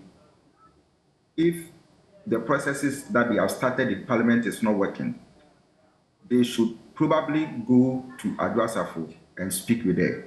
But so that, sorry, isn't it interesting? So Adwasafo belongs to a party, which is the NPP, and I just had to come in because of what you said. It just makes you wonder, one, why it is so difficult for her to appear. They've even offered Zoom options for her because she was outside the country, and so the option was, if you can't come in person, let's do this via Zoom. But there was no show. So the big question is, has the party, lost one of its members in terms of its ability to convince her, its ability to whip her in line? And also, would you agree with those who say that this is just one woman who is holding an entire party to ransom by her decision? Yes, that is exactly the point that I was making earlier. That you see, the position of the opposition party in Parliament, is to back, the decision that her seat should not be declared vacant, and that is a plus, from the political angle, because politics is about numbers, and voting is equally about numbers. So once you are leading by one vote, and that vote is absent, then of course, we are at par in terms of numbers. So that's why I'm saying that for the good of the majority in Parliament, it will be good that if whatever they have tried their hands on is not working, then it will be time for them to hold Adwasafo in one-on-one negotiation, right? So she can come. I'm also a bit surprised that she has also not come out, to explain why she's absent. Oh, she has. She has. One of my colleagues, Blaise Soga, spoke to her. She was outside the country. She explained that there were some domestic issues that she had to attend to. And at the time, she mentioned that the president was aware. And just a quick one, Mr. Dafemepo, you said she resigned. She was actually sacked, per the statement that we received from the presidency. Exactly. So, yes, we've heard from her. She says the president is aware of her situation. She had spoken to the president, and she's attending to some domestic issues. No, but you see, this explanation to me, I've heard it, but to me, it is not tangible enough.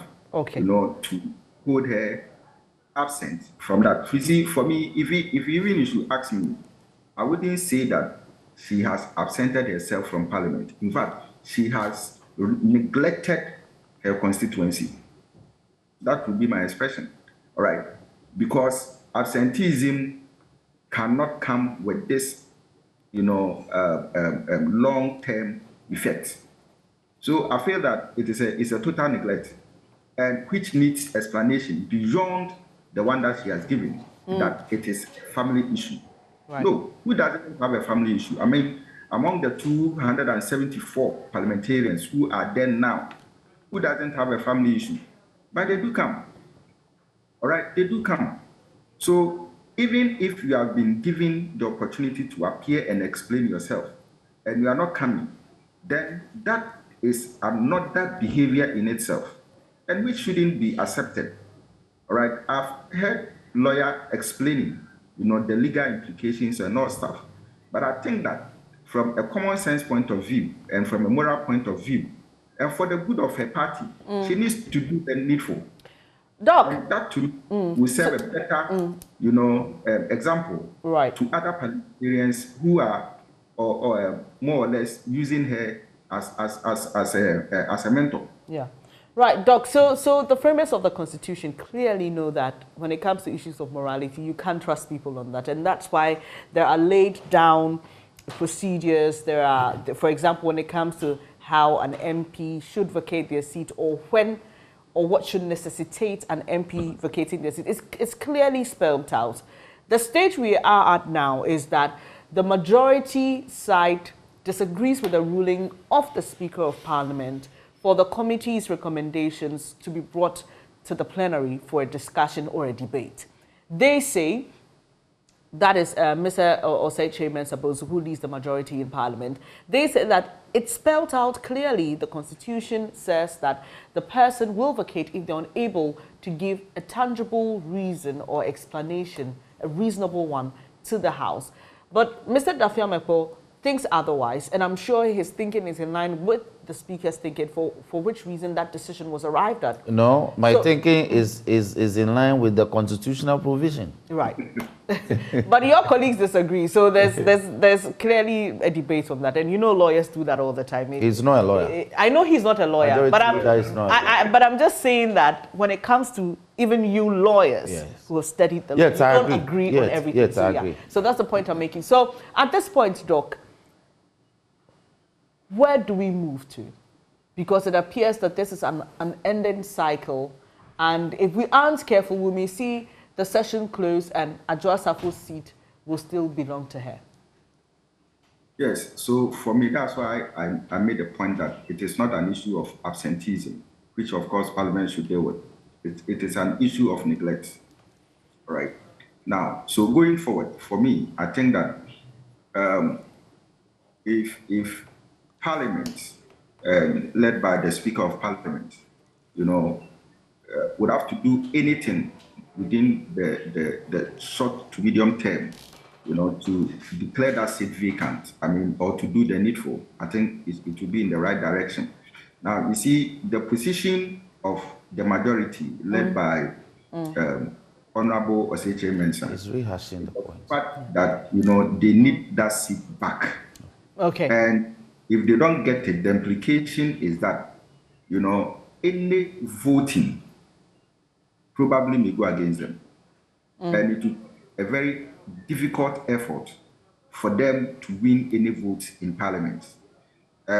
Secondly, there's also the tendency that the Dome-Kwabenya seat, may fall to the NDC if care is not taken, from the side of the ruling government. Doc. In the sense that, she was elected to serve the people, and her absence, to me, is going to create a vacuum in terms of development. No, that point and so is real. If there is any offer that will come, from the other side, which they see it to be potential, of course, they will drift there. Yeah, Doc, ideally, her absence should not have an impact on development, because we know parliamentarians largely are there to formulate laws. MMDCEs and other local government authorities must ensure development. But we know the kind of system we run in this country, so I understand your point clearly. It is a system. Yes, it's a system we run, definitely. That determines who lead a constituency, right? We know that parliamentarians are not supposed to be making political promises. in terms of development. But on their campaign platforms, that is what they do. And we are also witnesses of the fact that some of these things have led to them losing their seats. Right? Because sometimes you talk to voters and tell you, he promised A, B, C, D. He came and didn't deliver. Doc, I'll come back to you shortly, but I want you to, while I engage Mr. Dafiamepo, begin to examine what the NPP as a party can also do in intervening in this matter, because clearly, beyond the work of Parliament, there is something at stake for that party. But let me come to you, Mr. Dafiamepo. So, I mean... first of all, I have two rebuttals. Okay. He makes the point that Adwoa Safo's continue stay away from the Parliament and her absence from her constituency will lead to a deprivation of developmental projects. That cannot be correct. Because even the judiciary has injuncted a sitting MP. The judiciary says that because there's a matter against the sitting MP in court, he has been injuncted from performing his duties. So when we are dealing with legalities, it's not correct to say that when there are legal implications to a matter, it will lead to social deprivation. The law must be settled. No, I'm not sure what he's talking about is the legal implications. It is her continuous absence. Yes, about. The Supreme Court has said that Quisling shouldn't perform his parliamentary duties. He shouldn't go to his people. He shouldn't go engage his people. He should not be dismissed from Parliament. He should not be removed from Parliament. But the court is saying, don't perform your parliamentary duties. That ought to be of more concern to us than Adwoa Safo's absence on medical grounds, in my opinion. So, yes. So, to say that if you are absent, it leads to deprivation of projects and development, the Supreme Court is otherwise. That an MP can actually be asked to stay away until the matter is determined. So, that's one. Two, I think Adwoa Safo's matter, Parliament and Speaker should be taken away from, to be taken out of the issue. We should be asking the NPP, because in accordance with our political parties law, the parties have power to nominate candidates to participate in the electoral process. They nominated and filed for Adwoa Safo and paid her filing fees. If they cannot internally discipline one of their own, I think we should be asking NPP why. Because their actions and inactions are rather of economic detriment to the country. Why is it that a candidate you fielded and asked her to contest a public election on your ticket cannot attend Parliament? And you, the party that nominated her, cannot discipline her? And you want to blame the minority party for what? Why? You can't discipline your member. And you want to blame NDC members of Parliament for talking law and sticking to procedure? Two, I think we should again look at what we are dealing with. Go to 97(1)(d). Right.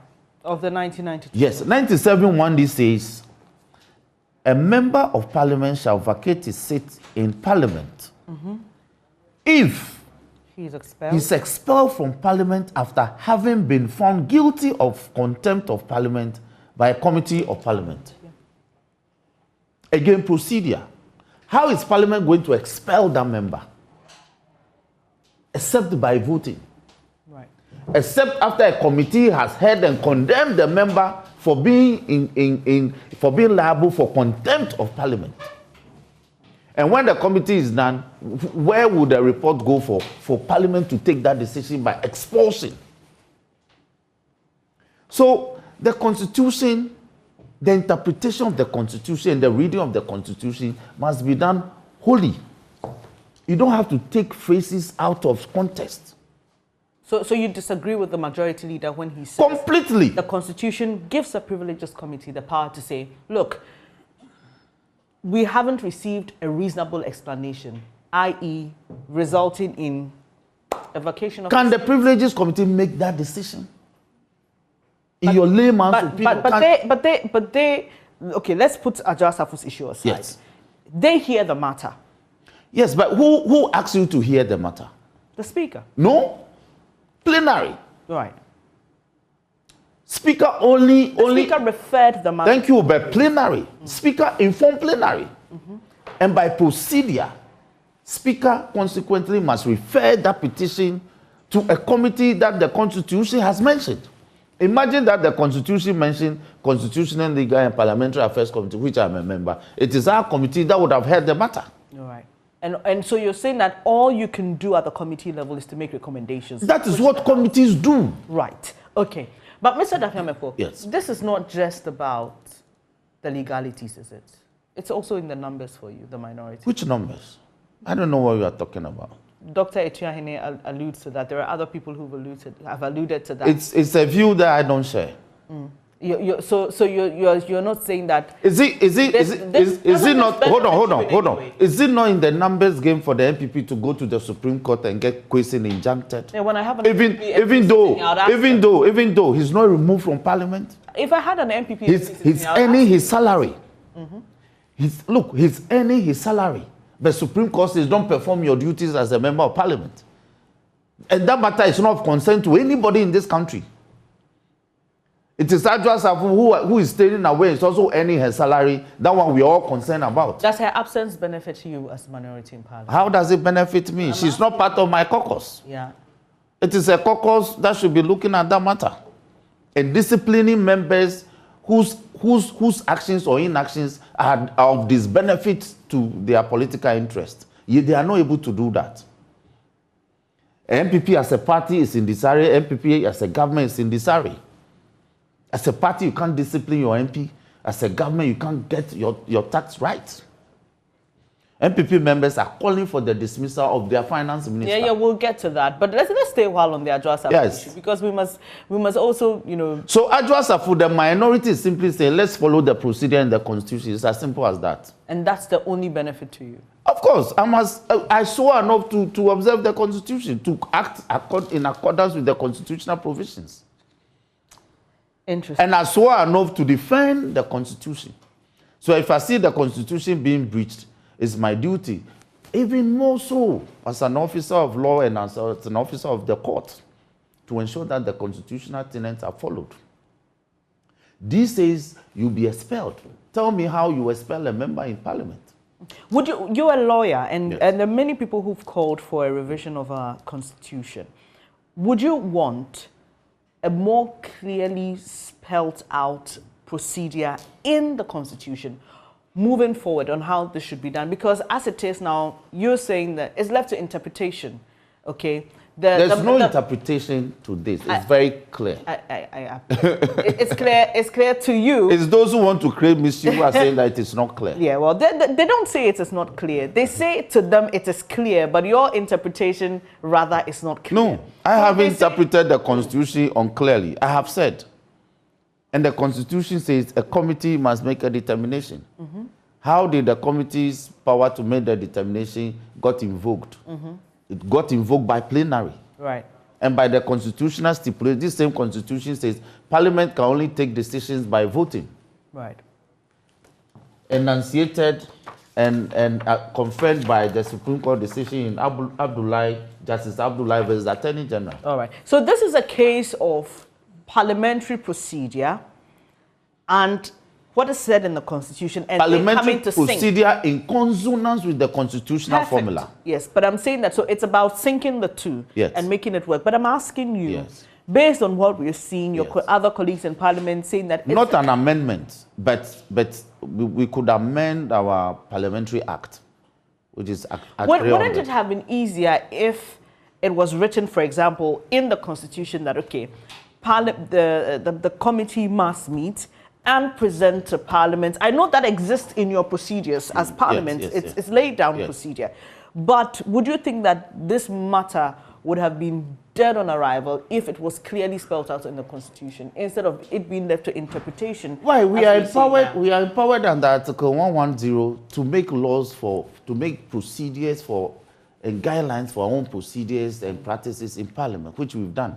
Nobody has questioned that the standing orders that are in respect of this matter are unconstitutional. Nobody is challenging that. I haven't heard any such argument yet. Look, let me refer you to Article 243 of the Constitution. 243.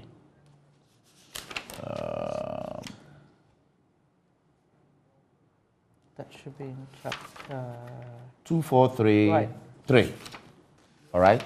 2433. 3, yes. And it goes like this.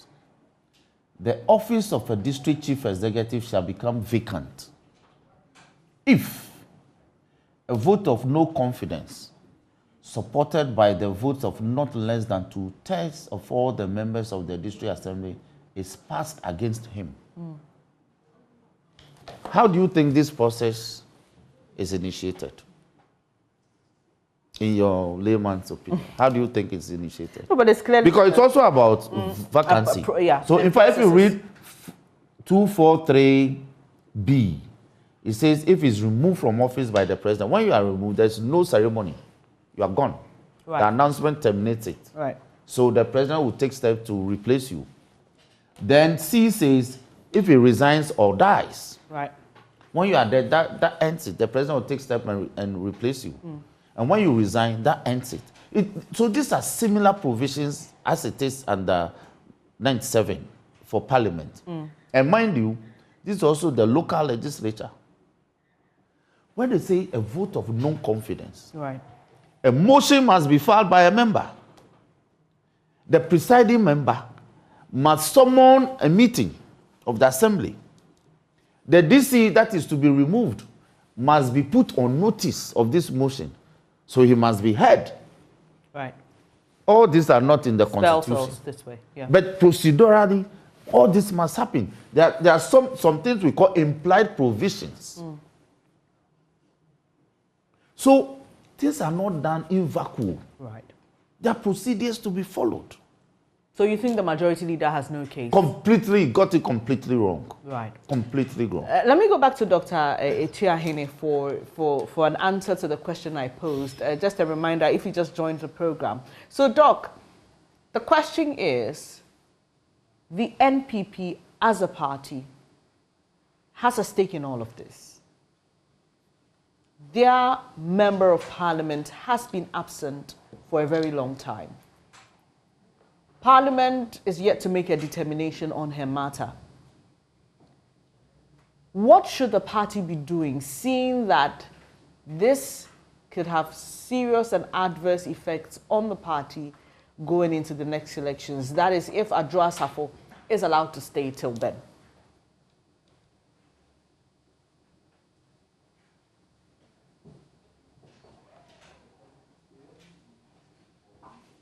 Hello, Doc?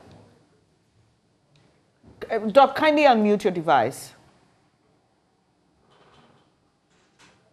Sorry. Hello? Yes, sure. I was just telling you that my name is Tutubuahene, not Etuahene. Oh, sorry about that, Doc.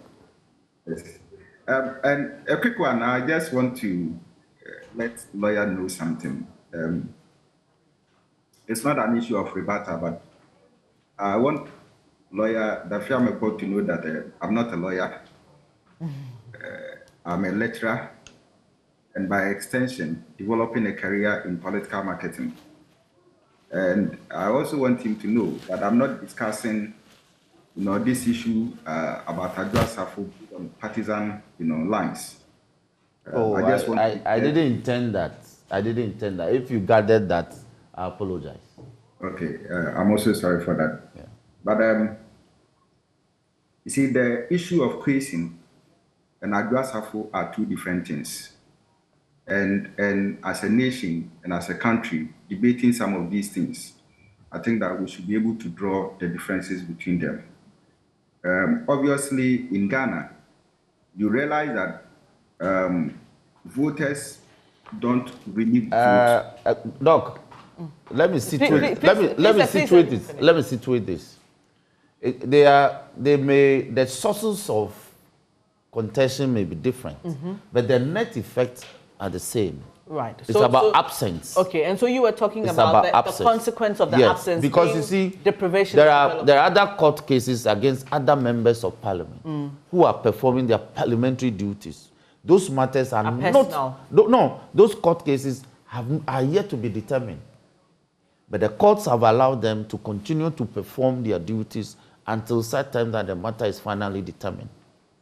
But question, he has been asked to stay away. But no two cases are the same. Thank you. All right. Thank you. That's all that. So let me let him land. Please, Doc, land on your submission. That was exactly my point, that the two cases are not the same.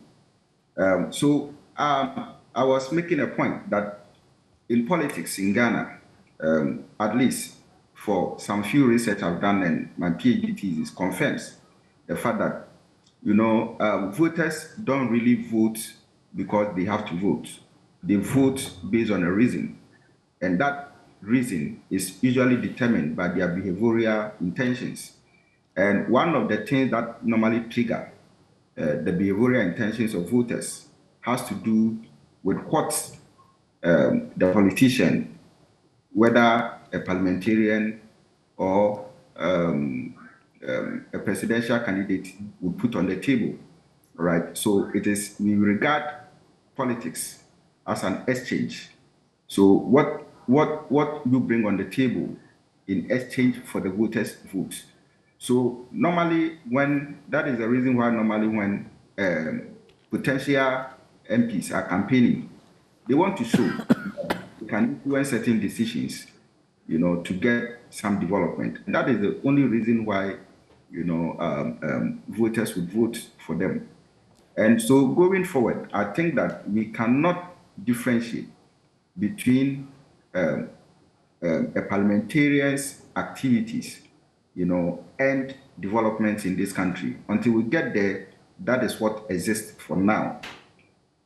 Now, to my main point, which has to do with the interventions that probably NPP, their executives and leadership is supposed to be making to get this matter resolved. I think that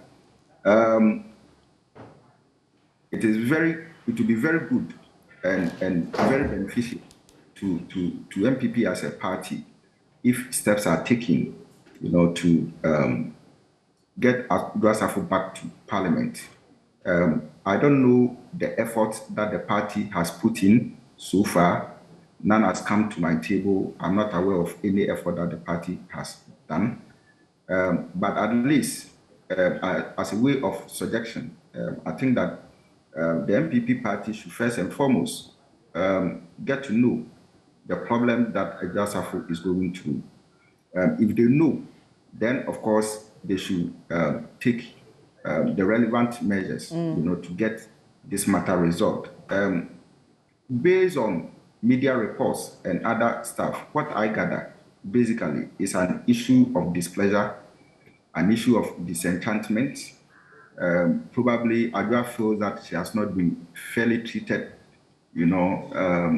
within the party, and that, probably others are suggesting, or some people are suggesting that might have contributed to this behavior. But if that is the case, then I think that the party should embark on a kind of reconciliation, to get Adwoa pleased, and then for her to come back. For me, I still believe that issue of family matters, family challenges, it's not that tangible, it's not that strong for an MP of a caliber, to just throw it into the media space, as a reason for that. Again, if the president is aware of her absence, I think that she actually is not serving the president. She's serving Ghana, she's serving her constituency. And is it the case that her constituency knows about the reason for her absence? Is it the case that Ghana is aware of what is happening? I know that Ghana is a feminist country. Ghana is very sympathetic to people. And that if she would come out to explain the circumstances I believe that the ordinary Ghanaian on the street would throw his or her weight behind her. Okay, but if you are just being quiet for the sake of the fact that you don't care whatever happens, then for me that is very wrong. To me, it is very wrong from a moral perspective, not from a legal perspective. No, it is very wrong for her to do that. And again, I feel that she joined MPP because she loves MPP, and for her to put this, to put up this behavior, to me, it suggests a lot that probably her love for MPP has fallen apart. And if that is the case, then obviously she has no reason doing what she's doing. She should just, write to the Speaker of Parliament, write to the whole MPP House, explaining and probably getting out of the party to declare her seat vacant. Right. Please continue, Doc. Yes. So what I feel is that, to me, I'm not privy to the efforts that MPP probably might have done. But if you have even initiated an effort and the matter is still pending, then it means that your effort has not been that deep, it has not been that strong. And so probably another mechanism, another strategy has to be devised. For me, issues of negotiation, can do the trick. If they feel that there's nobody in the party, to do that, I mean, we have professional negotiators, who can. But that would be interesting that a whole new patriotic party may not have anybody to do this negotiation on its behalf. Doc, negotiation is a skill. Exactly. A skill. So you don't really pick anybody at all, to negotiate on behalf of an organization like MPP. And you see, in political marketing cycles, such negotiations sometimes go beyond, the ordinary mind.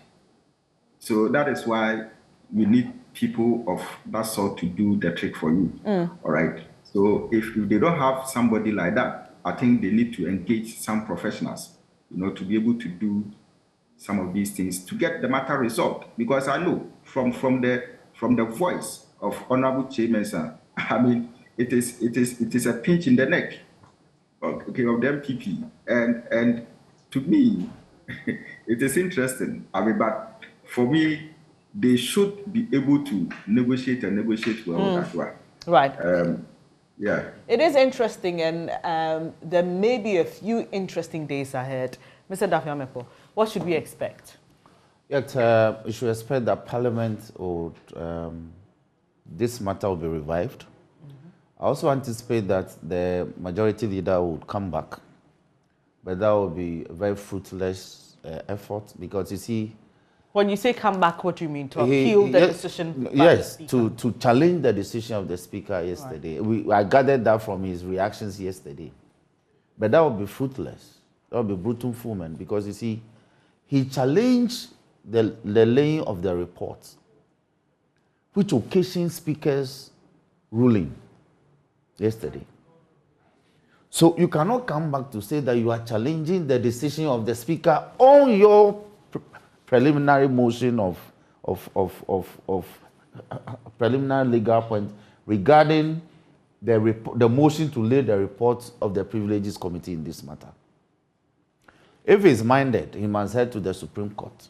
I was just about to ask that, because in my reading, I came across a case like that sometime in 2008 that had to do with the absence of one MP who had traveled out of the country.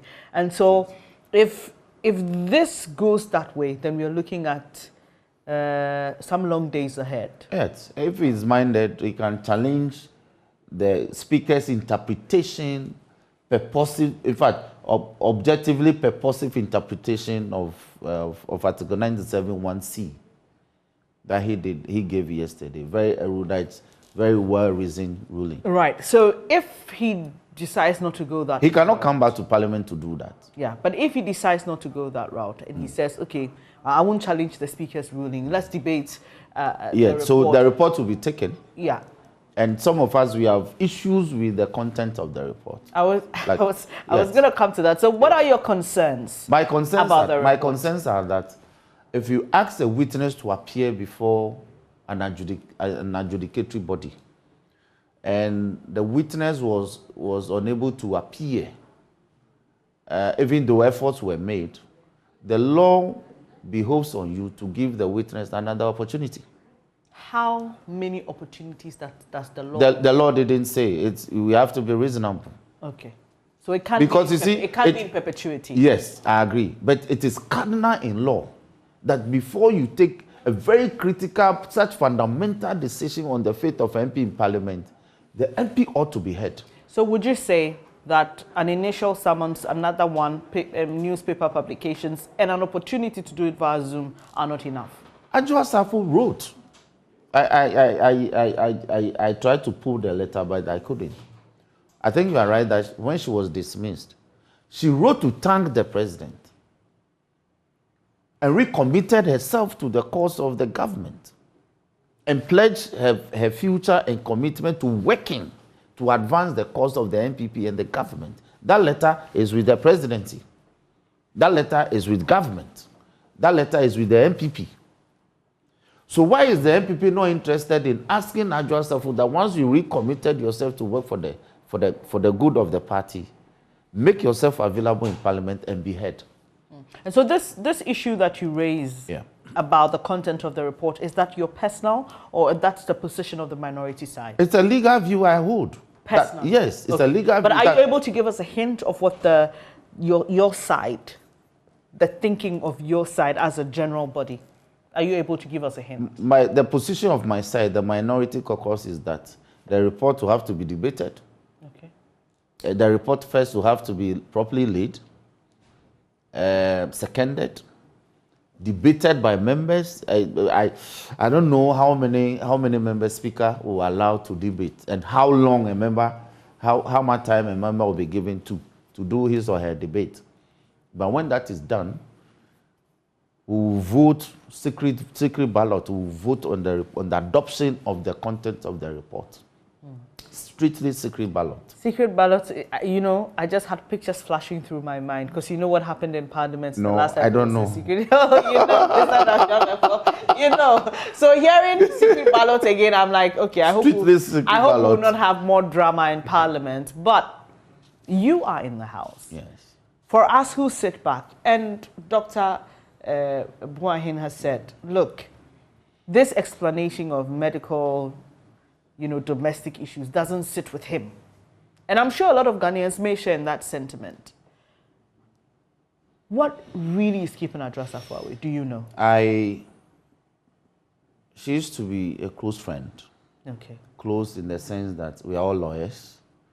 And she being the deputy majority leader in the 7th Parliament. She worked hard and she worked hard for the interest of we, the first timers at the time. And I got to love her style of leadership. And so I'm truly disappointed that she's not active in Parliament any longer, even though she's a member of Parliament. It's such a pain. And her career was blossoming. She was rising very fast, in my estimation. So I am struggling to appreciate what happened. You see, I'm only a lawyer. But when we speak of medical matters, it is not only malaria or any other... COVID. Yes. There can be serious medical issues okay. that can keep somebody away. You have to suffer it to appreciate it. So we need to look at that. That is why, for instance, the president can be removed from office on grounds of if he's unable to perform, if he has mental issues, and even that one, the Chief Justice ought to make an inquiry into that. Are you hinting at something? I'm not hinting at anything. Okay. Because Ajua is fine. Okay. That is why I'm blaming the NPP, why they are unable to manage Ajua.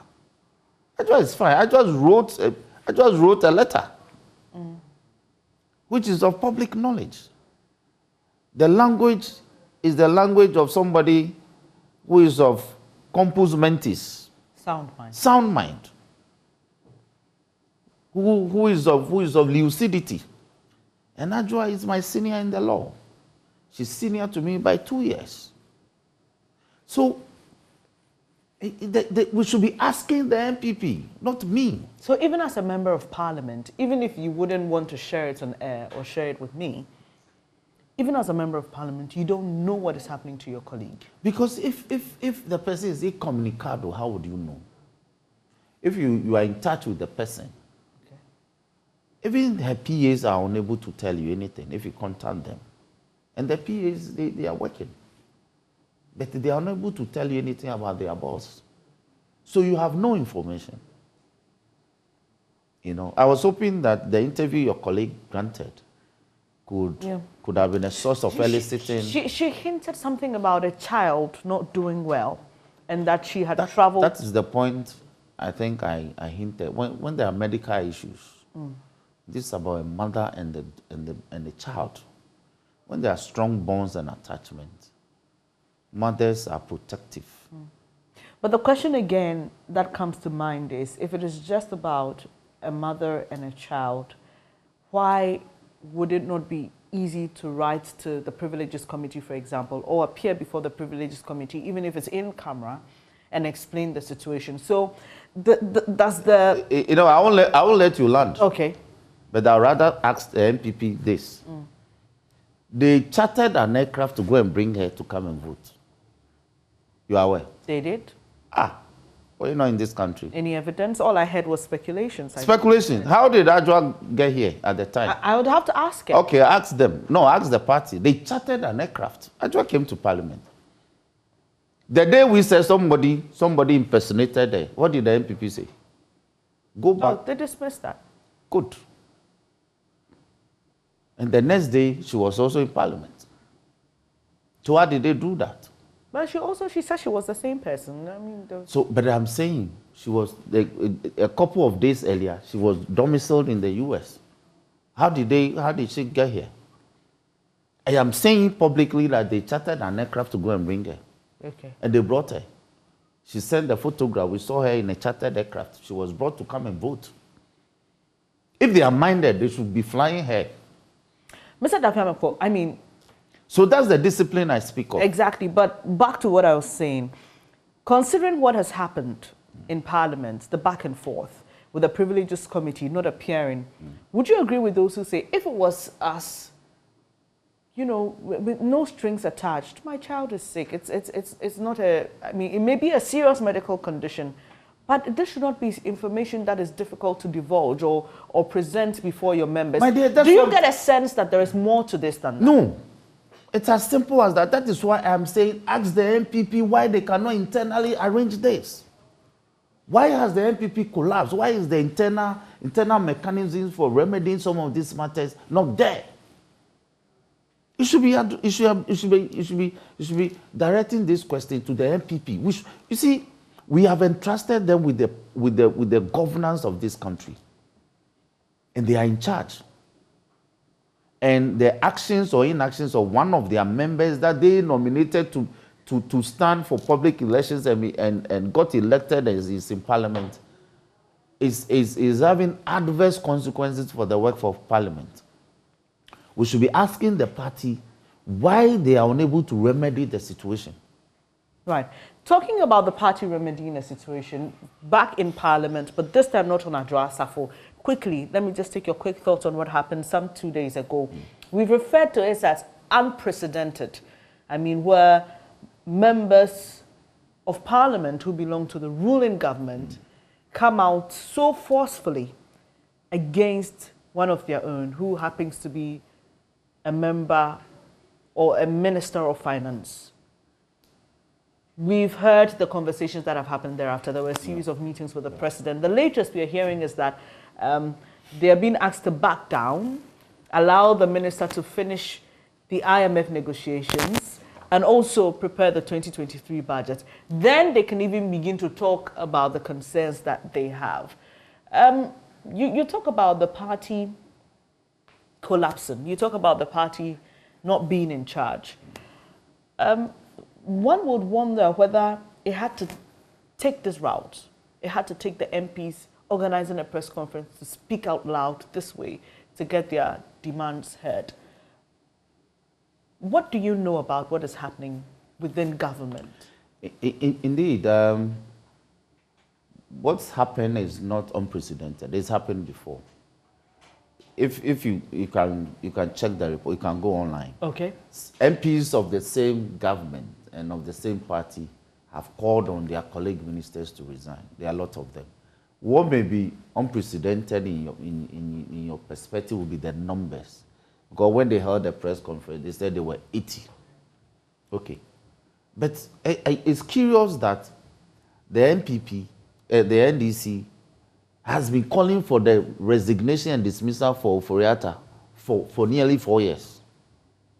And anytime we made a call, anytime our members, Honorable Adongo, Honorable Atuforsin, Sami Jempi himself, even General Siedun Ketia, a lot of NDC, even the former president, JM, John Dramani Mahama, has called for the dismissal of the finance minister. It was seen as an opposition talk. So even though they made the headlines, it didn't travel far because they thought that we didn't wish the man well. It was curious that this man, the whole country had to wait for this man to return from his medical leave to be vetted for this portfolio. You recall? Yeah. And we were asking the president, why, if you say you had the men, why don't you have the men to replace this man? Because he was a sick person.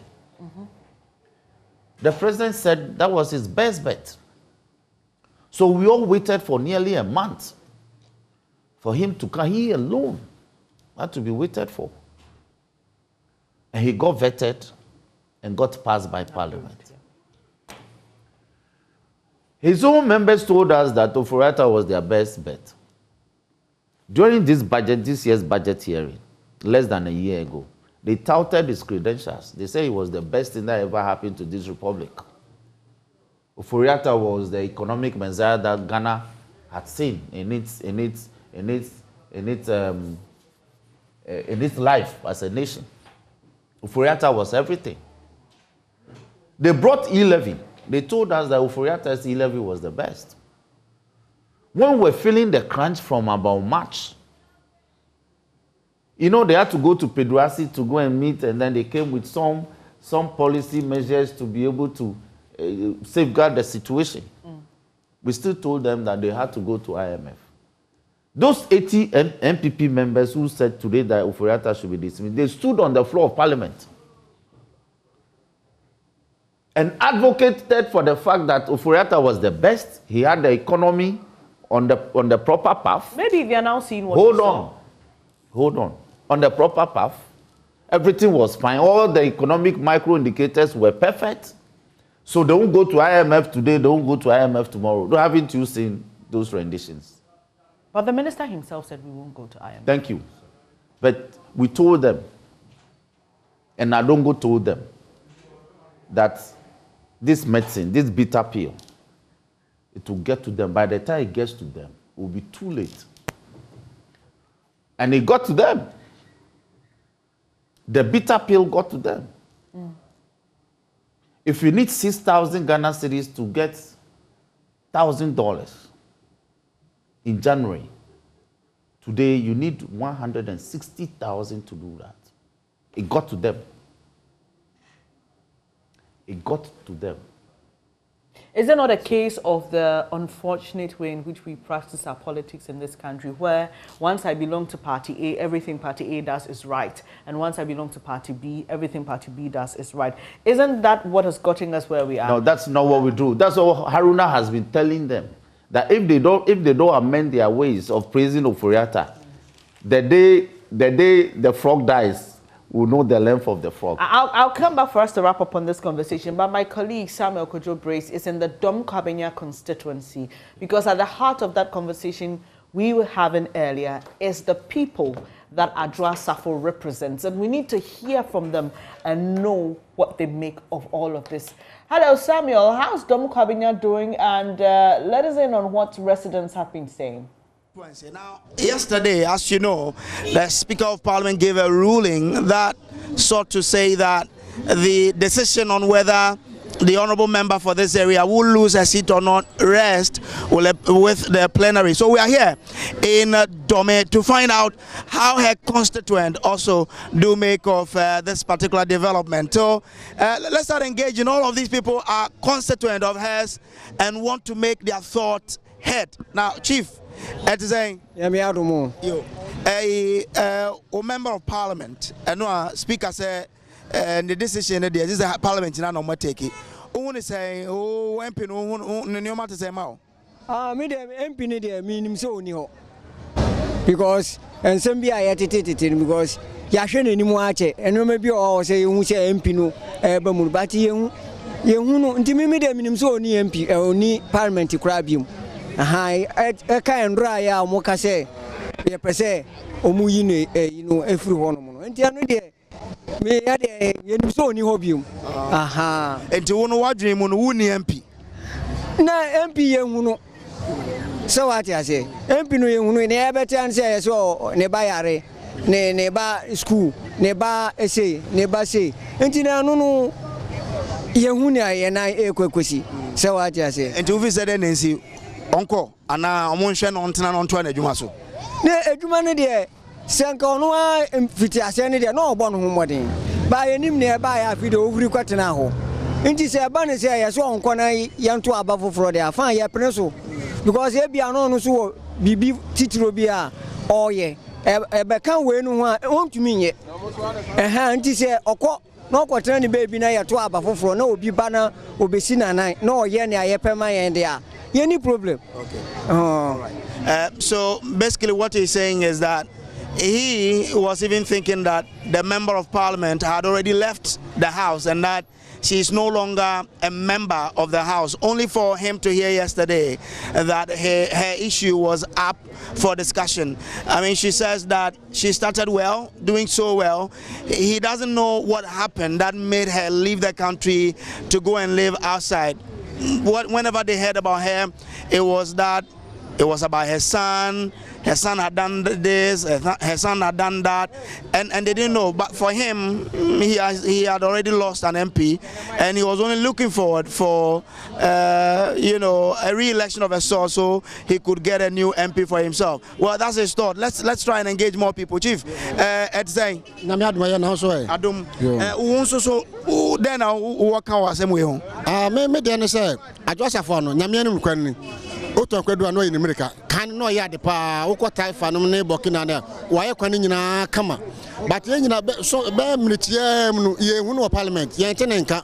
And the second so first so no na oyede na oba ema ye hu say o adwasafo ani won. Ba se ye hu no ntie se no akwa se wo krom na ohin ho. Kro no dwudwa. Obia ye no eden ope. Obia timi ye ne ope ne se oyen anu kwa so eden no oye. What I say to you say a obenya no hu obi na wa den waba no bepa chow say bia me pa chow ene me ye manye nie na wa bepa ga na nyina atwa na wa bepa dom nyina echo de a ye be gina tum because oyo ba obo no homoden nukura ye ka so obo no homoden na ye twa ntro obo no homoden because those time na dom e dom pa ba se no ye hu no Parliament ye hu no dom na ma dom any taifa constitution na dem ai basa etino otimi hwe no so ye beba ye from aboarding. So that's aboarding there. Now he says that look, the woman started well, she done so many things for the constituency, a lot of roads have been constructed during her time. He doesn't know what happened that over the past few years it looks as though she lost interest in the seat or in the duties as a member of Parliament. But he feels that if she would apologize to Ghanaians, apologize to the constituency, that look, I am sorry for what happened, and she's ready to continue as a member of Parliament because of what she's done, they are willing to accept her back. because when she was really active, Dome was up there. Dome-Kwabenya constituency was already up there, was always in the news for the positive things. And so if she really comes to apologize and says that, country, look, Ghana, Dome, forgive me, they are willing to accept her back as a member of parliament because she's a fantastic MP, really. Okay. It's so fire, no so fire, because one may bridge now, you know, many I basa, but what bay bridges need be brave, who could a typha, why you kind of fine. The men require why you can find pa, why you can find, I said, oh, Bob, remember this come on, crown with me. Okay. So he says that they were suffering from floods or flooding some time ago, but she came to construct a lot of the bridges and that has saved them. So he feels if she can only apologize, they would accept her back as their member of parliament. Okay, so let me try and engage more people here. Chief, Etsai. Ayo. Nanya no akaso very brofo no. Dabi anyamia. Yo. Eti brofo ba mikrom kasa na meka. Ene yen kam brofo. Dabi yen mikrom. Anyway, mpacho jina say na face me kam na mame. O member of parliament ho nsense me ontena na onko. Sese adwasa for there sese the why and the odi ahwamo nti say yema ne kono nipa foforo ba. Because sese no yenim say do me cry MP foforo bia bim. Ye MP bia wo do me ya. Nti ne sese no de ehia ne se mpanyinfo no do mo beka no ani sese eti omo. Because the adwasa for here ne de ye hu hwe nti ma asem kakra me wo ka no. Okay. Obisi obepacha wanke ye onto aso. Apacha we nya chopa because we are why na nya first time say we are why. Sese ne sama na kwanya foforo say we besan ye nti yen sesa ne mfa foforo. Na nya first time we bi da ben apart from we no. Oh, say adwasa for say nyame no kwaso buade a anka ne mpan ne fo be frɛ no na okoye o mutu ana moko frɛ no. Do ye ne ade nyina anka ye obu mu anka so tumi ye den oba ba wa ma aye do ono pa wie ya ansa no ye den oba ba ye so ye mpenisa because we yes wagu ye Dome-Kwabenya wagu ye nyina ye hu fi what I say nti de benya ne say benya nipa foforo oba ye den oba be so. Okay. So for him, he has had enough of Sarah Adjoa-Safo as MP. He feels that she disrespected the privileges committee when they extended an invitation to her to come and explain herself. He feels that if she respected them, she would have come to offer her explanation. She didn't, and so for her there's no redemption. She should go, and that's it. She's only craving for a new member of parliament for this area. So that's his thought. Let's try and engage more people here. Chief, to say. Great. O member of parliament, Sarah Adjoa-Safo, Ninsense, no so de ka ho. Ontena no nko. Me de me ko de me to aba ma no. Eluti na okoye. Mani GSA Adjoa-Safo o yes ache MPP fo no. Onim nyansa sempeni fo ni nyinara. De Akufo-Addo ye no hu se enye papa ebo man. Eti mo man ne sei.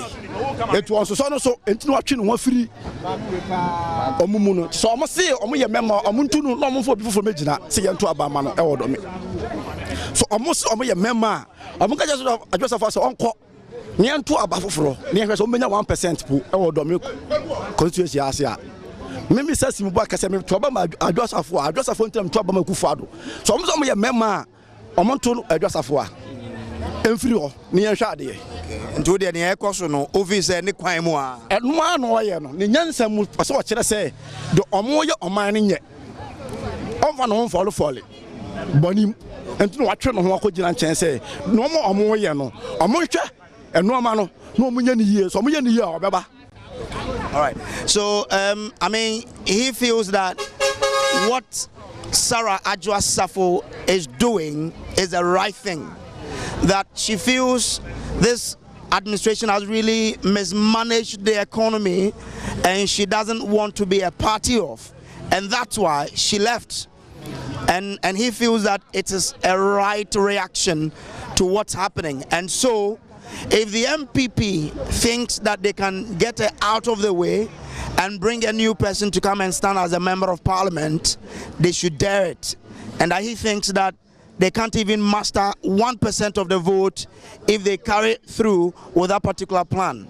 That he voted for her, and he feels that she's the right person for this constituency, and that they cannot do away with her because for him, what Sarah Adjoa-Safo has done is the right reaction that this administration needs for them to know that the economy has been mismanaged, and he completely support what Sarah Adwoa-Safo has done. Let me try and engage more people here. We are still in the Dome market, engaging people on the action by the MP, Sarah Adwoa-Safo. Okay, let me engage this driver before he leaves. He's been here for some time. Anyway, over also member of parliament. Adwoa-Safo. Adwoa-Safo according say yenya MP papa biada because go and look at Taifa. What Adwoa-Safo have done. Look at Dome, the bridge. Because I have first in so to a year too much. Omuya bridge man in so to a quite demo ye mistakes be about issue na abano ono nini mpeni for asem nti yen asem there because yen there yen Dome there Adwoa-Safo onya ye boni bia onya ye boni bia wa boa yen to the extent say ye hu nyama wa ya ma ya yen timi catch o ye nipa boni ni ti Adwoa-Safo there obesa as gina bi ma obesa to ama no osa gina bi ma mi nko ade amesa to ama no nti Adwoa-Safo there onya problem bia ye ni problem that problem we tu kwan wa kwa aba no there no ni oni ni mpeni for asem yen side there Dome constitution there wa ya de ama ya Dome-Kwabenya. It was so fantastic. All right. So just as he summarized there, the MP has been so fantastic to him because he feels that, I mean, they've never had any better member of parliament than Sarah Adwoa-Safo, and that for them as a constituent, she has not offended them. For him in particular, he feels that Sarah Adwoa-Safo has not offended him in any way, and that if she stands again, he in particular will vote for her again, and that they want her as a member of parliament. Whatever is happening is between she or her and the parliament and her elders, not them as a constituent. So that's it from him there. Let me try and engage this man in particular because when we came earlier, he really started the whole discussion. Chief, how are you doing, sir? Oh, yes, I'm. Obeka okrom kasa na mi bu okrom kasa nteno na sa sa una kasa we ka brofo dabi bo ba ku bi na ka obaka okay o go ka okrom kasa mi bu mi okrom kasa nteno sa meka that's fine se ne masi kuna nya Adwoa-Safo an wono wo hu de ekodeda enti wono wa twe no ho ompan guase ye enti na wo say omo ye nteno omo ye hu by election wa ha na omo to no so aba na o se onu wahu ne ekọ no watwe ne ho enso se la obezo mo yini fi ho se onu de onu watwe no se de ekọ no watwe no se wo fa no hu nche mu bi okay enti adampan enti la se omo to no so aba na omo yi foforo anti wo no de wo ni MP da bi se na so MP eni ha Dome-Kwabenya MP ni ha bi o ha no ma omo ye hu no be next this week ni ye hu enti omo ka se Sarah Babio mo beto ama no na se aban ne pa onyini mfi wo no nhwade wo de ono omo nya adwen and omo num de ye omo hene no mutiti and omo num ye omo hene no mutiti omo so omo adwen no ono bo hu de ye nti no watwe no onum sa de se de ko na enye den na enye no amamu no de bia ne president no ne omu bu oman na enye ono babi wo ha on pe kata asehye ena bia bi fam no watwe no ho ese so no so na ekoso o mamo a ese na last month me toyo goyo ya I dey say me ameka me turn 1.27 and then me ko bisa yes 1.9 and which is next month so you be kon say ni titu dia me jina de me nya kwapa nka president no nanado ene baumia ene alankas ene ko for that o munya resign oh my resign mo free o for makunya nto na yenhwe sa na UK say no here say na yasasa prime ministers sa akopon ne ye benya nim de bebo oman sa na say nka yeso ye oman mu kwa enye ni baba akofo na adwen wo ne tim adwen wo bia tim ye wo fi adwen wo ho ne o school adwen ne ye ya ye fa fie so adwen ye fantra oman sa na ye na nanom ye de tete ye asase we ye ne nanom asase enye abrofo de enye asore de ye na nanom de eno mo de tete enti eno ese go back to me nya ka ye good politics na ka ahefo no obi afa ne kuro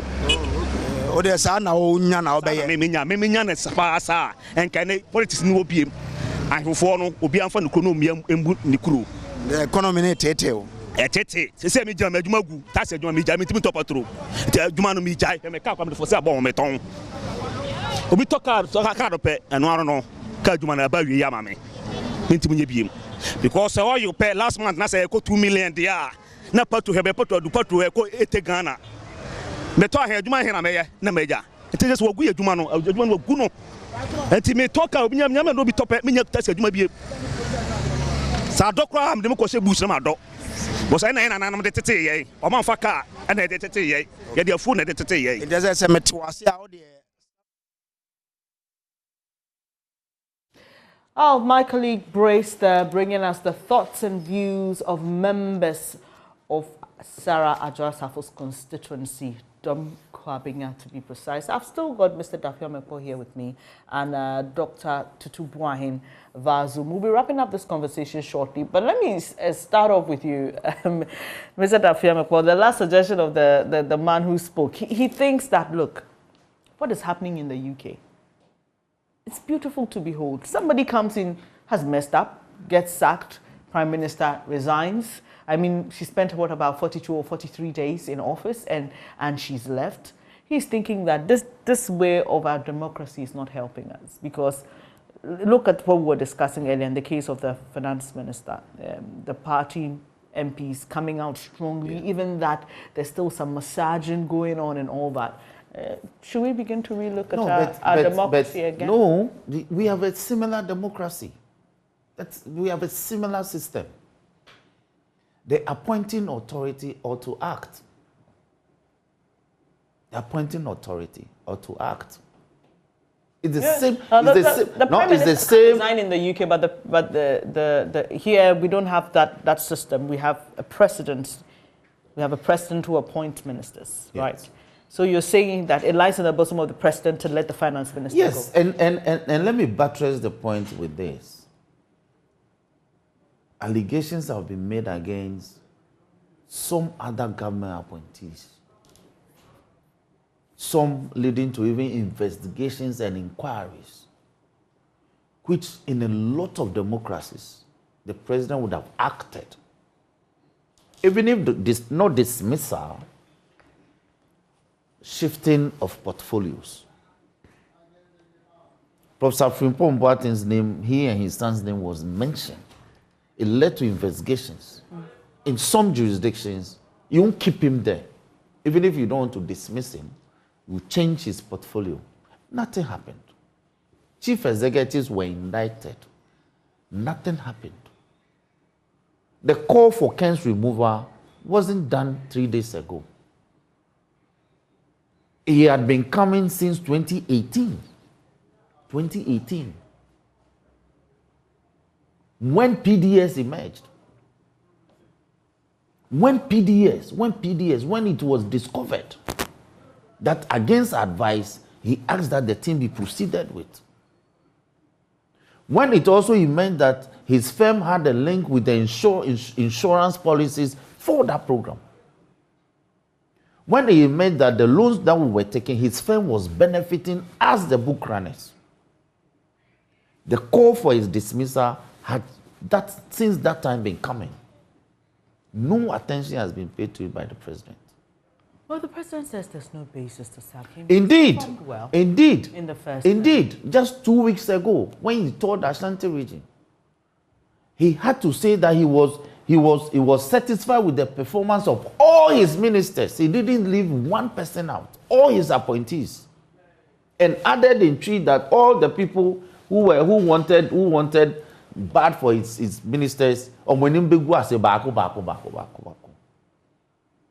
the president, the problem is with the president. Where is the vice president?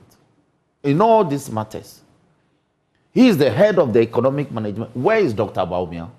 Do you agree today Dr. sidelined? No. Nobody can sideline a vice president. So let no people deceive the public with such talk. How do you sideline a vice president? Make him focus more. Let me between August and September ending. Between August and September ending this year.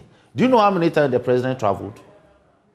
At least the communication that when we came back on Tuesday, the communication that the speaker read about 5 communications of travel by the president. In all those instances, it was the vice president that acted in his absence in accordance with the constitutional provisions.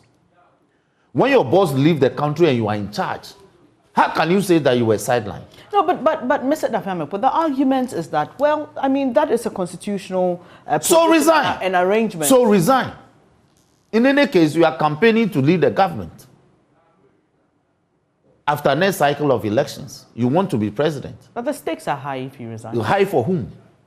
So there's no principle. So that is why I would say that Bawumia had not been sidelined. He's simply inefficient, he's simply inept. The ideas that he thought that he had that could turn this economy around, he has disappointed his boss. He has rather made his boss government the worst so far in this republic. They came to meet Cedi at 4 cedis. Cedi is 16 cedis to the dollar.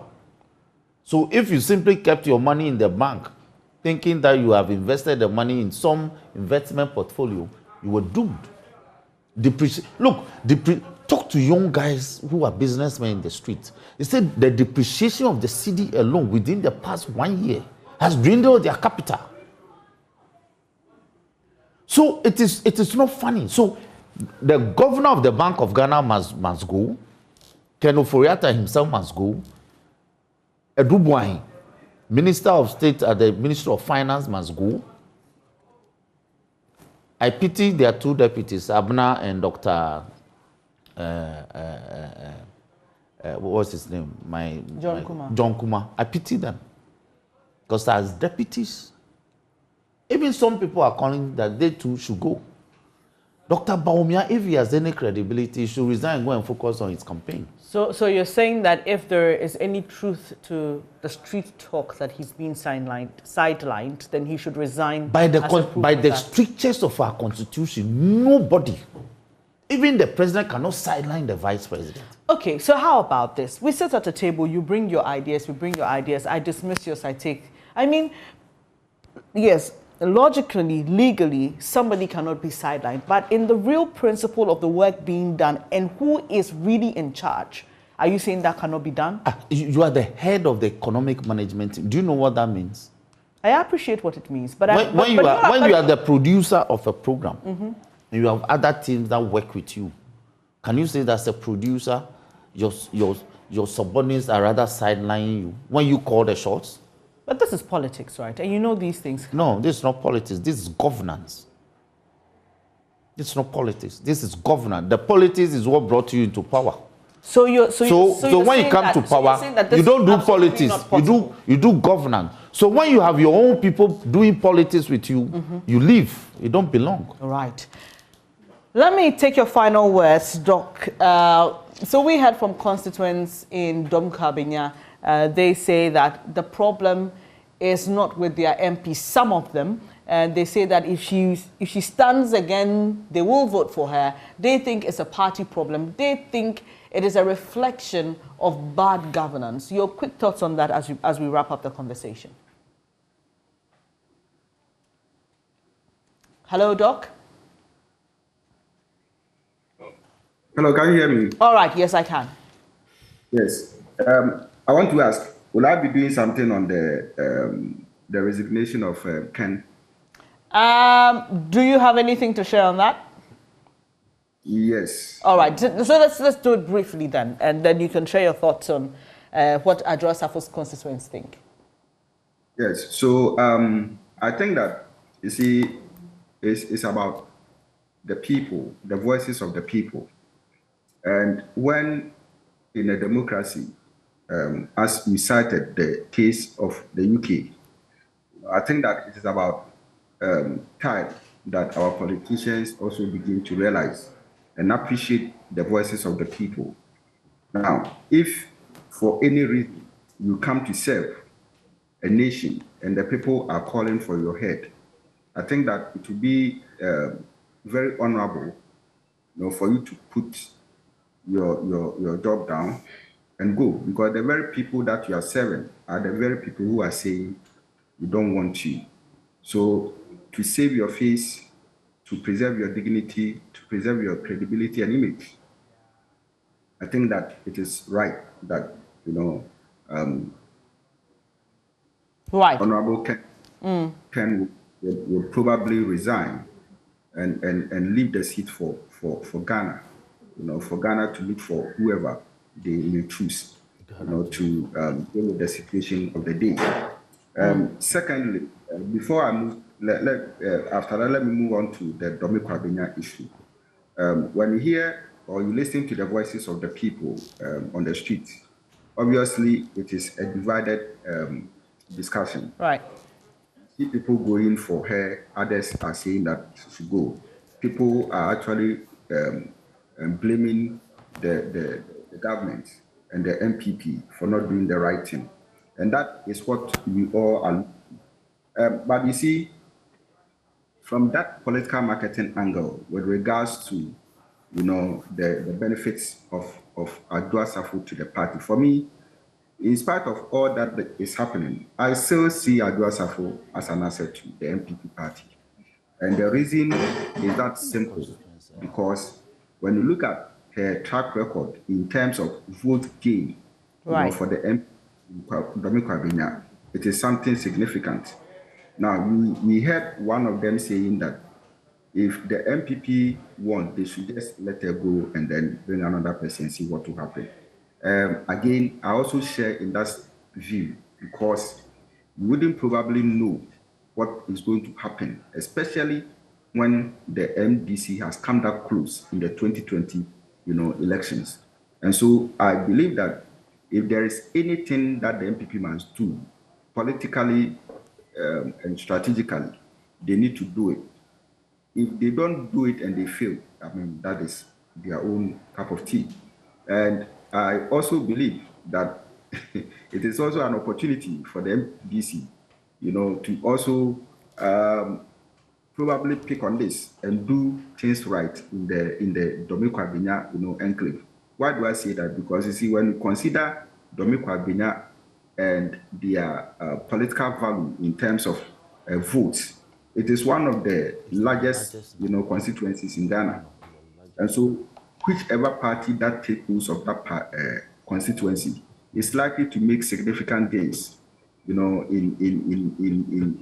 an election. And so, from that political marketing angle, I believe that Dome-Kwabenya seat, probably, if it is mismanaged, will be up for grabs. And that, if that happens, then of course, it will have a long-term or some kind of effect on the 2024 elections.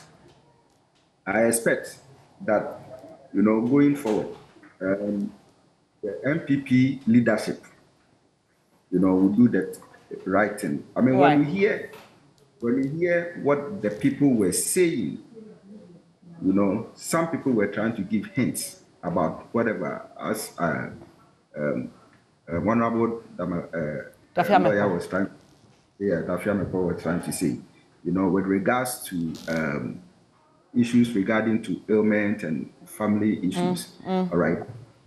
Yeah. But you see, she has not been bold enough to put it in the public domain. And for me, once she has not said it and declared to the public that this is the problem I'm facing, it's still a challenge. But Doc, I thought we've dealt with this earlier. She said, even on this platform, to my colleague, the reason she's been away, just for you, that's not good enough a reason. Yeah. So she's spoken. Yeah.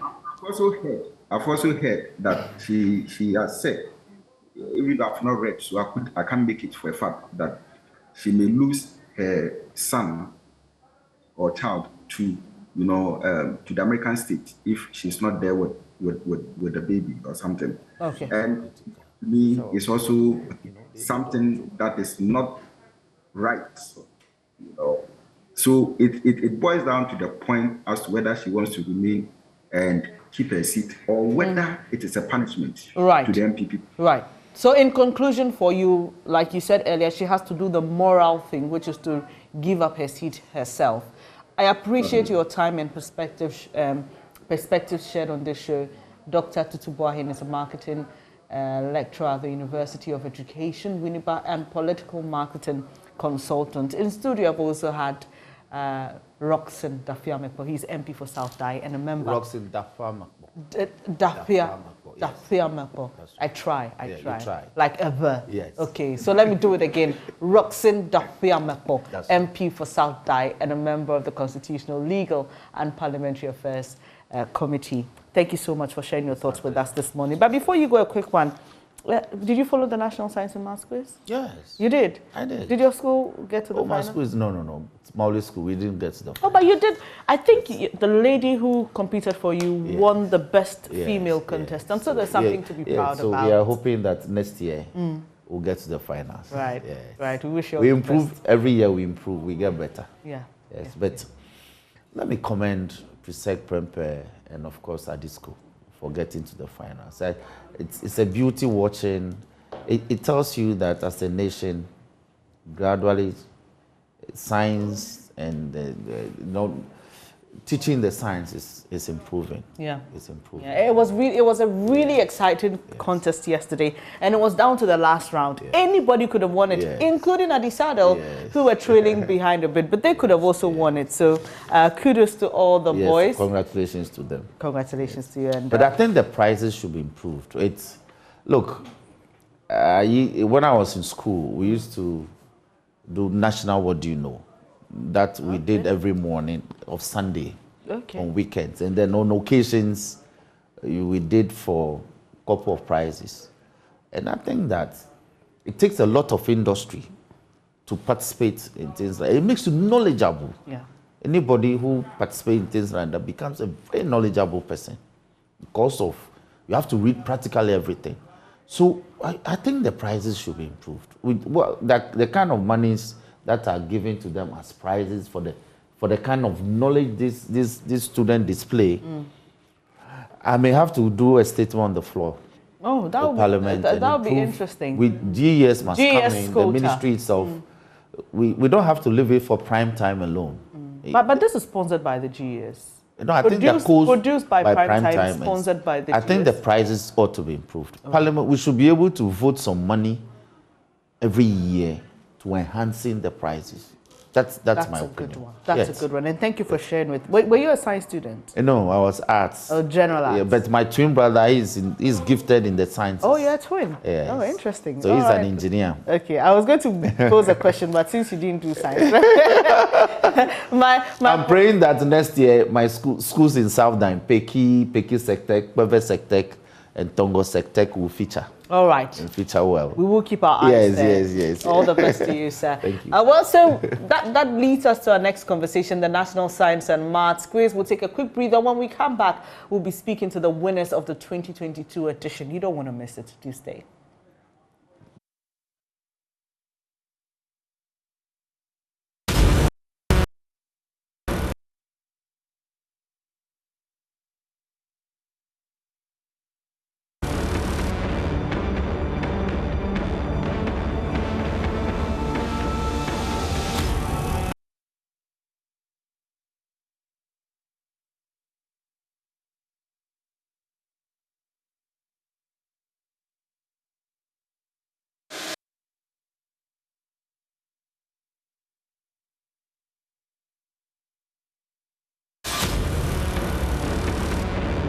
Welcome back to the show. It's now time to hear about the amazing contest that happened yesterday, the National Science and Maths quiz finale.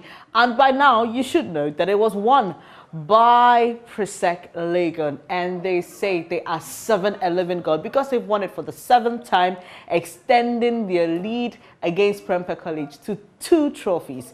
Initially, it was 6 and 5. And Prempeh had the opportunity to level it, but they lost it to Prisek Legon. What a competition it was. Well, my colleague, Kofi, I call him Kofi the statistician. He's here. Great job you did yesterday, gathering the data. And you know, one thing that I think had a lot of interesting reaction on social media was the probability graphics that we put out. And it was based on the performances of the various schools. Absolutely. And you would say that data didn't fail you. Data didn't lie this time around. So we had, you know, a hypothesis that we wanted to test. Okay. This was discovered last year's contest, so we wanted to use empirical data to actually find out if this is true. And the trend has been the same since 2019, except for 2018, that was an outlier just because one school didn't really have the experience they needed to win the contest, so they had another school winning. But right from 2019, what we've seen is that the school with the highest average, right from the 1/8 to the semifinals, always goes ahead to win the final contest. So we start from 2019. 2019, we saw St. Augustine's having the highest average from 1/8 to the semifinal, 56 points. They went ahead to win the contest with 39 points. And you can actually see that the rest of the schools follow in that same manner. Then we moved to 2020 during the COVID period. We saw Presec with the highest average, 58.7 points. They went ahead to win the contest with 36 points, followed by, this time around, it was Adisco who followed with 31, and then there was Opokuware with 21 points. The same thing, the same trend for 2021. The school with the highest average was Prempeh College. They went into the finals with an average score of 55.3. They went ahead to win the contest with 53 points, followed by Presec. They had the second highest average in this. If you look at the average score from the 1/8 to the semifinals, 63.7%. They were second with 49%. And then there was, you know, Keta Senior High School. And this same trajectory or this same trend panned out yesterday. It's played out. Definitely, and this is so perfect. And it's interesting how data can actually help you do some predictive analysis. This is actually not a good time to do predictive analysis, looking at what's going on in the economic space. But this time around, we got it right. If you look at Presec, they went into the contest with the highest average, 57.7. And they went ahead to win the contest with 50 points. But I want to show you this graph for us to really appreciate what went on into our prediction yesterday. So this is how it started. So we decided to look at the various schools, their average points, and use it to calculate the probability, the winning probability. So you can see Prempeh College, their scores from the 1/8 to the semifinals, from 46 to 49, with an average score of 47.33. There was Adisado College with an average score of 42.67. Then there was Presec Legon, 57.69. So with this same, average scores, we calculated or we computed the winning probability. We held all other, variables constant using just the scores from 1/8 to the semifinals as our basis for the computation of our probabilities. And as you can see, the probability of Presec winning the contest, as was predicted yesterday before the main contest, was 39.05%, putting them as the school with the highest likelihood of winning the contest, followed by Prempeh College with 32.05, and then there was also Adisado College with the least probability of 28.9. I'm sure Kingsley will not be happy with this, but data doesn't lie. That's what is actually playing out here. Now, this is the reason why the contest was keenly contested. I love this fish curve because this fish curve actually tells you, it paints a picture of why we saw the kind of contest we saw. So if you look at from the 1/8 through to the quarterfinals to the semifinals, you can see the scores of the various schools. Look at, Presec Legon in blue from 55 to 67, then dropped down to 51. It tells you that 50 column is their normal score. If you look at Prempeh College, they have never scored 50 before. But throughout the contest, from the 1/8 quarterfinals to the semifinal, they've been building up. They've been adding significant points from 46 to 45, then to 49.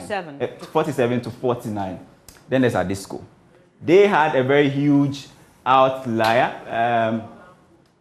At the beginning, the how do you call it, the quarterfinals, where they actually had from 46 to 31, then to 45. Now, if you look at the last points that we see over there, the last point actually predicted what we're going to see in the final score, and then you saw that Presec went ahead to win the contest all right with 51 points. Right. That was the point they sent to the final, 51. There was Prempeh College with 49, and then there was Adisadel with 45. But it's interesting how data can help us, do some predictive analysis and then other, predictions. But there you have it. Prempeh score right from the quarterfinals. This is their quarterfinals trajectory.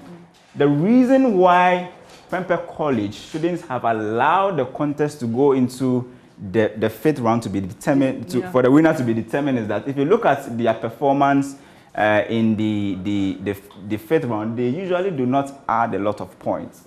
Look at this. Round 4 to round 5 was 44 to 47. Then this was their semifinals, 43 to 40 now. But look at Presec. They add a lot of marks when they get to the round 5, from 64 to 67. Then here, just look at the trajectory, from 45 to 51. So it means that if you leave the contest to be determined, the winner to be determined in the final round, and you have Presec on board, you're likely going to lose. You are likely going to So that's their strength. It appears that they have a lot of strength in the final round. The fourth round and the final round. In the final round. So yesterday it was very interesting when I was at home watching, because you know why? Even at the fifth stage, even Adisadel could have won it. Yes. If they got all the questions right. And there's actually data to prove this. Let's look at it. An interesting trend we see at the, this is it. Just look at it. Right. Keenly contested. Right from round 1 to the fifth round.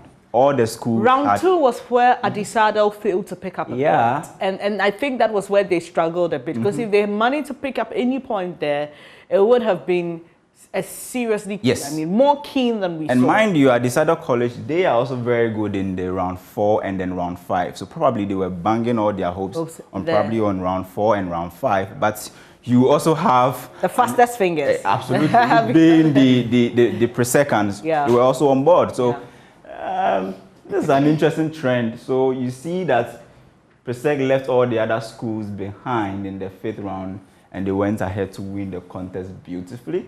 But I love the way, you everything see started. The intersections and all that between Presec and then Prempeh right from the round 1 to round 5. It's very interesting how the data very interesting, and more yesterday. Interesting because you bring in the data analytics. Very, very, very interesting work being done by my colleague here. Well, it's now time to hear from the winners and the quiz mistress. Let's cross over to Maxwell Agbagba, who's joining us from Kumasi.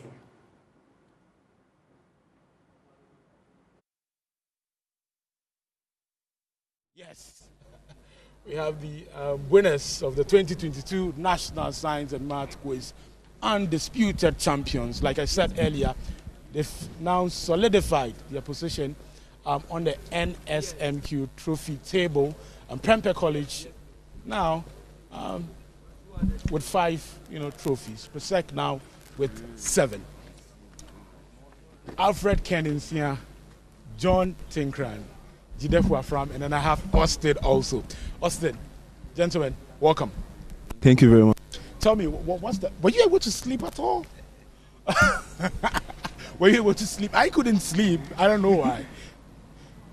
Were you able to sleep? Let me start with you, Austin. I mean, the excitement was there. We enjoyed ourselves very much. But after everything, we still have to rest. So we were able to get a good night's rest. You were able to get it? Yes, please. Okay. Mr. Fram, were you able to sleep? I mean, after yesterday? Yeah, after yesterday. In fact, I'm sure I went to bed after 2 because a lot of people came and I have to make sure everybody. And I'm sure there were a lot of calls coming. Yeah, of course, I switched off my phone because they were distracting me a lot. Yeah. But then there were parents who came, old students who came, and some people from Presec, and I have to make sure that everybody was well sorted. Yeah. to bed. So I sleep around 2, after 2.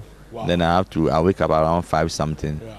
Yes. And I'm sure the treat is continuing today, right? Yes, please. Yes, please. It's still moving around. Yeah. Okay. So from here, we'll be going out to have a breakfast at Golden Tulip. Wow. That's nice. Let me talk to you. Before I come to John, let me talk to you, Alfred. Alfred, yesterday I was interacting with your mother, and she was telling me about how you started watching the National Science and Maths quiz at a very young age with your grandmother at the time. Tell me, what did you do to get to, this stage and now living your NSMQ dream? What did you do, differently to get to this stage? I don't really think I did something that different, but I just studied when I got to Presec, and I trusted God in everything I did, and He brought me this far. Okay, but were you studying the regular things that your mates were studying, or you were studying outside the syllabus? I was studying the normal things, but to enter the team, you have to study the outside things too. So I had to add that one in order to join. You had to add that one in order to join. But what about you, John? Yeah, as Alfred said, I was also studying the normal things. Yeah. Then I got coached by some of my seniors, which I would like to thank. Most of them were in the P class. Yes, and I would like to extend my greetings to them for all that they did for me. Yeah. Yes, and also I would like to extend my greetings to my JHS math teacher, my director in JHS. They also were standing blocks to my success, and also I would like to thank my parents for the support and all the spiritual backup that they gave me. I think that was the main thing that stood for me. Austin, tell me, how rigorous, was it, the preparation stage, when you have to wake up, I'm sure, in the morning, at dawn very early to study, extra prep time and all of that. How rigorous was the whole training process? It was very intense, I should say, yeah. Because honestly, we knew what we wanted, and we knew exactly what we had to do in order to get what we wanted. So we spent a lot of time praying, and we spent a lot of time preparing. In training, we went through certain things, and we made sure that we're not going to let any form of complacence slip in. We just kept on putting our very best, and we were able to make it. Yeah. Mr. Fram, so 18 years as the NSMQ coordinator for Presec Legon. So what is next for you? Okay, actually, I started coaching from 2004, which made it 18. I started coordinating as a coordinator from 2006. So how many years? So as a coach, 18 years. As a coordinator, 16 years. So a total of how many years? So that's no. Okay, so okay, I progressed from to coordinator. Yeah. Okay. Yeah. Okay. Yeah. Yesterday you had an early scare from Prempeh College. When you were sitting in the audience, what was it like for you? Oh well, we were not actually scared. Actually, only that the way we wanted it to go, it was not going that very way. Okay. But then in fact, the team has occasions where we quiz and then they come from behind and they win. But then going to the competition yesterday, I have to prepare their minds. So I told them that, look, I don't know how it will go, but we'll win. But then make up your mind that the competition is going to be tough, because all the schools, they are big schools, they are champions, they have won before. So just prepare your mind that tell yourself that it will be difficult. Okay, it will be neck to neck, but then you will win eventually. So don't give up at any stage of the competition. But then if you go and it's cool for you, that's fine. But that prepare your mind. Tell yourself that it will be difficult, but you sail through. So I think that worked very much for us, because they didn't give up, and we kept our faith. We prayed alongside, because at that moment, all we have to do is to pray. And then I think God listened to our prayer and crowned our hard work with victory. Did you get any vision prior to the contest that you were going to win? Was there any? Because that's what I've heard around. There was a vision. We don't want prophecy that we're going to win. God was at work. That's all I would say. And I mean, whatever He has told us has come to pass. So that's fine. That's all. I will not go into the details. Yes. Okay. Yes. Okay. Sure. Alfred, tell me. So now, what's next? For you, what is next? You've won the National Science and Maths quiz. I'm sure you're looking forward to the next step. Can you share with us? Yeah, I'm looking forward to study medicine. Oh, okay. And then how are you also? Because from now you'll be visiting a lot of places with the trophy and all of that. How are you preparing yourself for all of the attention and the fame that comes with, winning the National Science and Maths quiz trophy? I really don't. I'll just have to cope with it, and I really thank God for. I never imagined that I would be here, so I thank God for everything. You thank God for everything. What about you, John? Yeah, I'll be looking forward to studying biopharmaceutical engineering at the university. Yes, and with the our programs after here, well, we just have to pass through. The visiting and all that I think it's part of the celebration, so we just have to pass through. But God has done it for us, and we have to celebrate. Thank you, Austin. In relation with my course, I would like to pursue biomedical engineering at the university, and with the programs and the visits we have, I'm just going to try as much as I can to enjoy the moment. But at the same time, I have to make sure it doesn't get into my head, because there's still more to life. There's still more from here. Yes. Okay. Mr. Fram, your final words. Thank you very much. I want to use take this opportunity to thank the headmaster of Presec Legon and his management team. They have been very fantastic. They have been very supportive. I also want to take the opportunity to wish him a belated birthday. In fact, yesterday was his birthday. And we promised him that we'll use the trophy to celebrate the birthday in grand style, and it did happen. And we thank God for everything He has done for us. We also take the opportunity to thank the global, especially the president, Dr. NSMQ, Ofori Sapon, and the global vice president, Madam Patricia Obunai, Reverend Dr. Ebenezer Markwe, Right Reverend Professor Michael Kwe, Dr. Chelsea Kanku has been very, very helpful to the team. All those that I could not remember. And I also wish to take this opportunity to thank the students and then the teachers for Presec for their support. My colleagues in the team, the tutors, Sapero, Mr. Home, Sir York, Lebo, Sir Techi, Mr. Pepra, Madam Comfort Annie, and Sir Wisdom, and then Kingsley. I want to thank them for their hard work, and all the old students, Godwin Salom Bluvi, Samuel Bedu, Julaf, Jeff Kandwe, Jesse Kandwe, and Otunfo for all their support to the team, their hard work, their sacrifices. And I also would like to take this opportunity to thank my family. They are from an Agbonoto family of Have, and all the people of Have. I want to thank them very much for their support and their prayers. Okay. Thank you. Okay. Thank you very much. So we heard from Mr. Jidefo Afram. He's the coordinator for the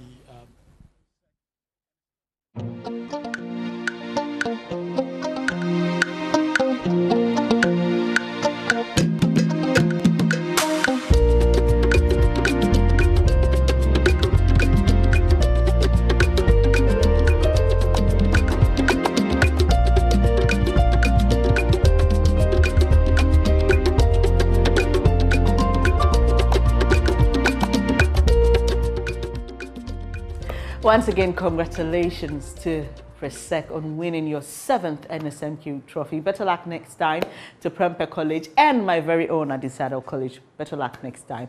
The 2022 National Science and Maths Quiz is produced by Primetime Limited and sponsored by the Ghana Education Service in partnership with APSA Ghana and also supported by Goyle, Prudential Life Insurance and Airtel Tigo, Dano Milk, Newmont, GMPC, Accra College of Medicine, Academic City University College and YFM.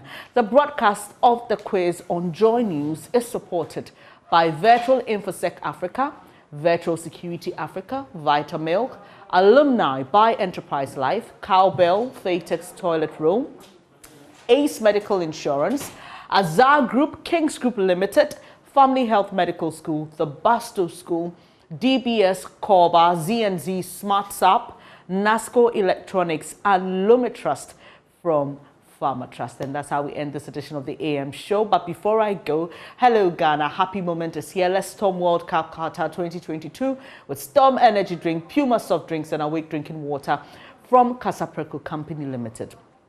Simply buy your favorite Storm Energy Drink, Puma Soft Drinks, and Awake Drinking Water. Text a 4-digit unique number on the neck of the bottle to short code *780# option 2 and follow the prompt on all networks for free. Be one of the lucky winners to this year's World Cup in the monthly draw. You can also win TVs, fridges, microwave ovens, mobile phones, home theaters, free drinks and more instantly. Don't waste time. Grab a bottle of Storm Energy Drink, Puma Soft Drinks and Awake Drinking Water, and let's storm Qatar this World Cup. This promotion is on the NLA Caritas platform. This advert is FDA approved. Remember, terms and conditions apply. And that'll be it for me and Brace, who joined us early on the show, bringing you the newspaper review, and also from Dome-Kwabenya, where we heard from some constituents there. Up next is News Desk. The conversation with the quiz mistress of the NSMQ and other people will continue on that show. Mapito Sibidi brings you that shortly. Please stay.